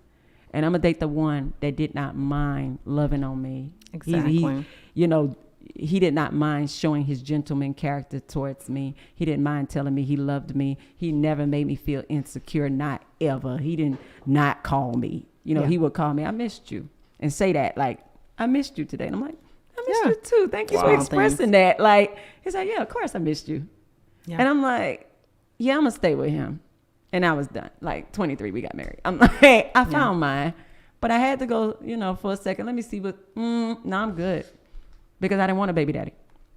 It's just not for me. That's part of my value system. I wanted to raise my children with my husband, and I wanted them to have the stability that I didn't get. It hurt not to live with my birth father and not to have a relationship with him my whole life. That hurt was so deep. I said, I don't never want my children to ever feel that. I don't want my daughter to ever wonder why my daddy ain't coming around, why he ain't seeing me. And I know it's not her fault, not my fault, but you feel that as a child, like they don't think about me. They don't want to see me. Yeah. I said, I don't want my daughter to ever sit in her room and say, does my daddy ever think about me? Yeah. That was deep to me. I said, I want my daughters to live in a house with their daddy and know he thinks about them because they see him every day. And my 3 daughters live with their daddy. And when I watched them with him, I said, you did a good job making sure that they were secure. Yeah. They ain't going to never be insecure because their daddy is in the house with them, loving on them. That was important to me to have that. That was a part of my value system very young. I said, my children will never feel this, what I feel. And enough people are not making sure that their children don't feel the stuff that they felt. You dealt with some traumas. Do everything in your life to be intentional that your seed does not feel this trauma. Absolutely. I know we can't account for every mistake and every breakup and all of that, but doggone, try to be intentional. Try, especially if you want to bring children. I will say this is one of the things that I think me and my husband, we shared that value, even having our child prior to marriage, was that we did not want him to have another, wife and have that, separation between the kids. I remember us having that conversation because, we're 23 and 20. We wasn't ready for marriage, but that value stood because him having, absentee father, and I was having my that was important to us. So I think that's what held. If anything else was just shifty and things in our values, that was a value that we stuck true to. And then having a son 5 years later, and then we were 18 years. So I think sometimes just having one common value maybe be enough to hold you until God starts to work on the remainder of that stuff. Because you saying that, my husband was in love with me, but I was finishing up college and marriage was just not the next thing. But the baby wasn't the next thing either, right. But it happened. And it could have happened with any other, Jezebel out there. Right, we was out there. But this is someone that was very intentional in dating me. And that man had me feeling like I was Beyonce. I'm serious. Like, that was intentional. I didn't have to have him. I give this huge compliment to my husband. Like, I had a previous relationship where he'd say, I'll call you at 8. And it'd be like 10 or 8 the next day. And I'm like, wow, like, can you really? But my husband, I'd be like, I get off at 5. The man would call me at 5:01. Wow. And that was huge for me coming from, a parent that, your word was not your bond. But that impressed me. I was just like, hey. And he's like, yeah, you say you get off at 5. We'll call you. I'm like, I know, but you follow through. Yeah, but the man was intentional in loving me, brought me flowers, and made me feel like I was cherished. And this was before me becoming his wife. Mm-hmm. So it was something that we shared in that value that said, I don't want to have another man's child. Like, I don't have your child. And that's huge to me for a woman to say, I'll have your seed, because we live in a society that you don't have to have his seed, you'd be like, I don't want his seed. So to say yes to that and then continue on and trust God through all, God has been phenomenal to me and my husband. I share my testimony because people they'll look into your life and say, oh, you're successful. You know, I'm a business owner here in Atlanta and everything. And I'm like, hold on, let me tell you, journey. A true testimony. Yeah, I struggled through, we just had some things happen at home where my last year in high school was horrible. And I had a teacher, a math teacher come and say, hey, Tamara, you're phenomenal. Like, to encourage me that's what God will do. He'll send other people, even if you're not getting it at home, to encourage you to keep moving. So it delayed some of my college, I guess applying to, but I got through and then just trusting God and all of that. But I remember us sharing that value that we wanted to just be married to each other with these kids. And I know it's kind of not popular to get married for a child, but I mean, when was it not popular in the Bible? Sometimes it happens. But I think it's just a trust in God that you have with that. We at least share this value that we want to work? And we have done the work. We've had some highs and lows, some incredible highs and lows. But that has kept us together where we both even renewed our vows the same year. Remember we that? did. Both of us renewed our vows at year 15 because it was important that we said, look, I might not have known that when we first got married when I was 23, but I know some things about you and I choose you again. That's what the renewing of the vow was.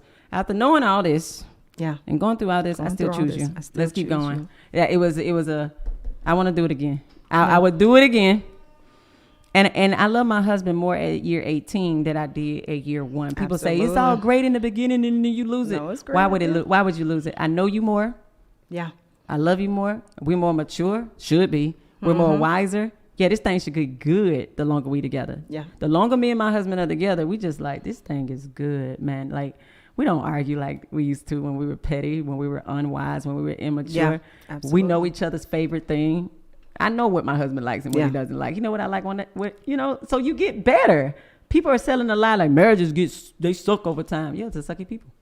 But you used to do the work. You gotta do the work. Do the work. Still date. I'm going to be honest. Games. First of all, y'all have just gotten some major supporters and fans from this episode. I'm getting texts. I'm getting texts right now. Absolutely nuts. If y'all have gotten blessed from this episode here, y'all already know my initials. I want to see a blessed in the chat. If this one here blessed your soul, what we about to do is we about to actually announce in just a few our giveaway winners. Yes. Did you get those selected, Ryan? I'm gonna have Ryan. I'm gonna select them live on air. We about to select them. I'm gonna read these super chats right now first. live on air. So let's get to it. Yep. Shout out to all the initiatives that joined us. Shout out to Princella Benedicto sending over that super chat. Shout out to Kimberly Moore says, "Wives, submit to your husband as unto the Lord. Many women aren't submitted or committed to the Lord." Big facts. Shout out to Dunn's Beautiful People says, "Please." Oh my God. My God! I know you Daddy.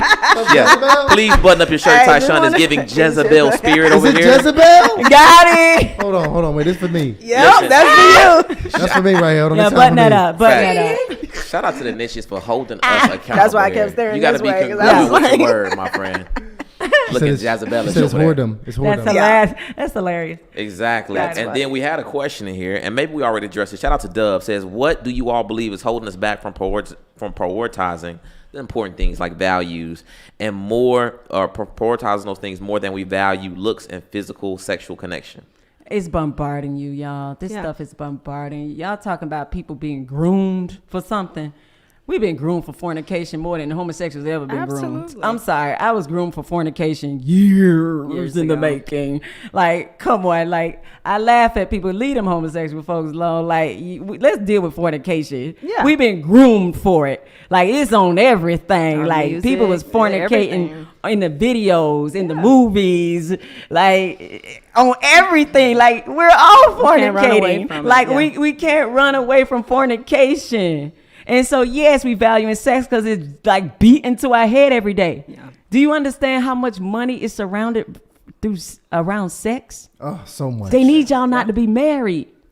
Yeah. I need 2 people buying homes. We don't need one people come together buying one home. Right. We need y'all to break up. Yeah. The court systems, the divorce attorneys, the judges, they need y'all to be in peril. They need the families to be in peril. There's money surrounded. Yeah, by these families not being together. You know, if society got it together in moral character, the jail system then went downhill. We don't have nobody put in prison because daddy's in the home raising the boys and the girls. Yeah, we don't have teenage pregnancy. We don't have all this thotty behavior. What's going to happen to the condoms? What's going to happen to the birth control? I can't even legislate no more. You're going to mess up politics. You're going to mess up everything in government and business if the families get it right. You're right. If marriages work and families get it right, you didn't cut down the whole industry. Absolutely. Porn is $1 billion industry. It's going. It's growing. Come on, y'all. Gosh. This stuff, do you understand how much money going to be lost if the family get it right? Yeah. If we raising our children and mentoring them, that's bad for their business. It's bad for business. It's bad for business. They need torn up families. Clubs going to be empty. Strip clubs going to be empty. This stuff going to be empty because y'all, half of the sin we do is pacifiers for your trauma. Absolutely. This pacifiers. Okay, guys, listen. I am getting ready to announce those 3 winners. We need to get an overlay for that, too. Yeah. I'm about to announce those 3 winners. Now, this is the thing. I need you to drop in the chat that you hear. So you got to drop some flame emojis or something, blessed or something, to let us know that you actually in the chat. And Tysean is going to look in the chat to see if these people actually sure am. Yeah. So, winner number 1,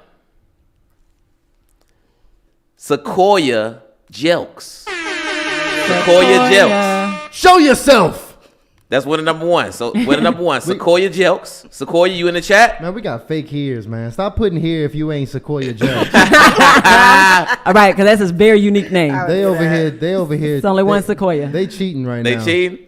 Sequoia's got to be in the chat. I don't see. I see. Well, see, that's the thing. They might not have their names. No, they got them. Sexy red number 9. Oh, Sequoia Jelks said, hey. Sequoia, she won. I see Sequoia. You the winner. I got a start in there. She's good. Okay, good. Number 2, I got Michael Whitaker. All right, Michael. Michael, show yourself. Put that here in the chat, and I'll tell you if we got it. Who we got for 3? Number 3. We got Courtney Lotz. Courtney Lotz. All right, let's see it. So it's Michael. We looking for Michael and Courtney. Michael and Courtney. Y'all in the chat right now? All right. Y'all have been selected. Y'all are hopefully y'all in the chat. Courtney Michaela Lotz. I think we got her right here. Lost and found. So they be having these little crazy names. You got her? I got her. We got you. Hey, and then who else? We got Courtney. Oh, wow. Okay, Courtney's on deck. Courtney. I don't see Michael. And we got Michael Whitaker's only one. Oh, wait, Michael. Somebody said I am Michael Whitaker. I don't know who is this. Mr. Inexorable. Put your middle name on there. Don't make up what it is. Yeah, put your middle name in there. Okay. No, those are all the winners. They checked in. Okay. I like that. Congrats. Big shout out to all the winners and champions in here today. Let's show that book again. Let's show that book. Pull that book up. Yeah. Yes, guys, listen. And by the way, if you did not win, don't be the lottery person that's only gonna read the book if you get it for free. Turn it forward. Oh, there we go. There we go. Turn it forward. I got you. Let me hold it. Yeah. All right, Tysean got it. Boom, guys, check it out. So look, if you did not get called tonight, don't be the person that's like, oh, I didn't get it. I lose. I'm not gonna be better at marriage. All right. This book is available. We're going to have it in the description here. You can still go ahead and get this book. Take your personal development serious, y'all. It's a $20 book. Right. And if $20 can help you in your marriage and your family, phenomenally, that's a damn good deal. Yeah. All right. Right. So y'all go ahead and capitalize on that. Thank you so much for putting this work out, ladies. Absolutely. I want to let you guys know again, for people just tuning in here, the good news is, yes, Hardly initiated again. If you missed it earlier, we will be in Houston this Sunday. All right. Yeah. So we will be in Houston this Sunday, and I want everybody, for you to be able to attend, you got to hit the registration link below. The time and the location has not been announced. It will only be for the people that fill out that registration in the description. So please go ahead and fill it out.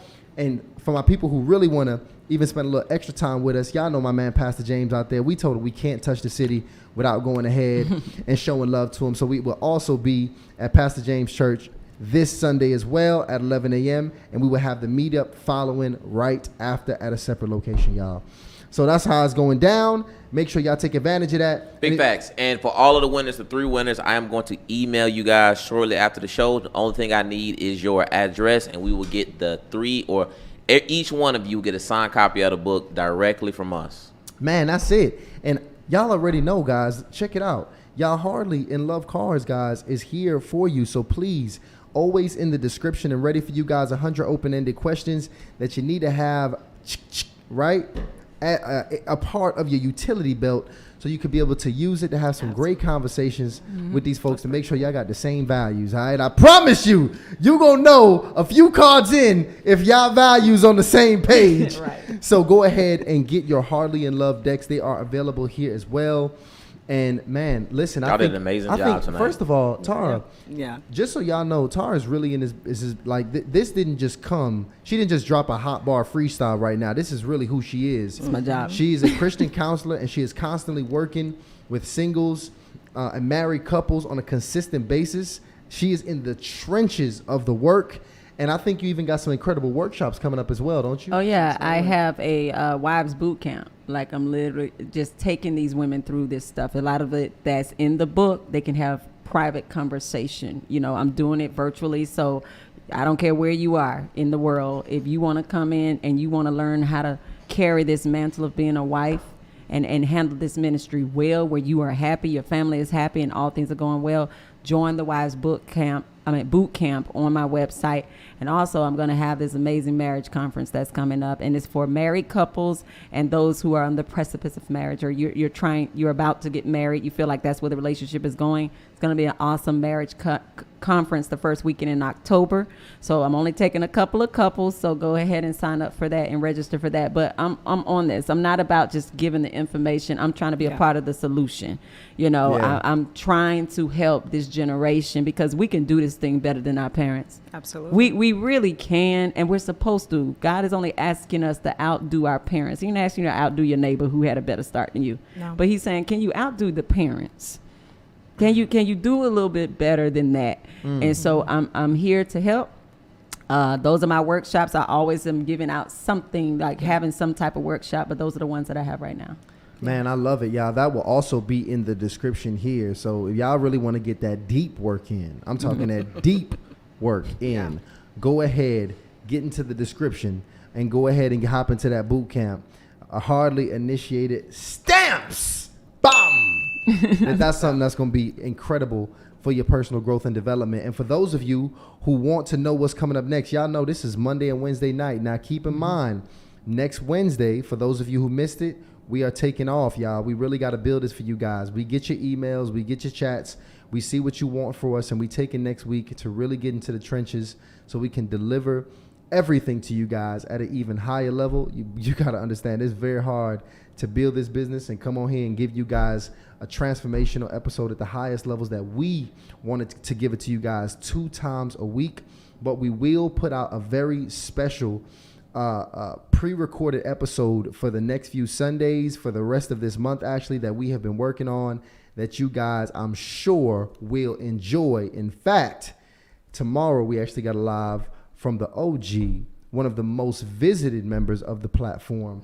Tim Ross will be in the building. All right. Tim Ross. When Tim coming? Tim is going to be on the show Wednesday. That's actually Wednesday. You gonna be in Atlanta? I need to stay because that's my boy. Man, you don't even know that's my boy. So Tim will be on the show this Wednesday, and we're going to have I can see y'all doing a collab together. We're going to have a very, very powerful conversation. We got something very special prepared for Tim. You know, it's always crazy when Tim comes on the platform. So y'all better be here Wednesday at 8 p.m. Eastern time.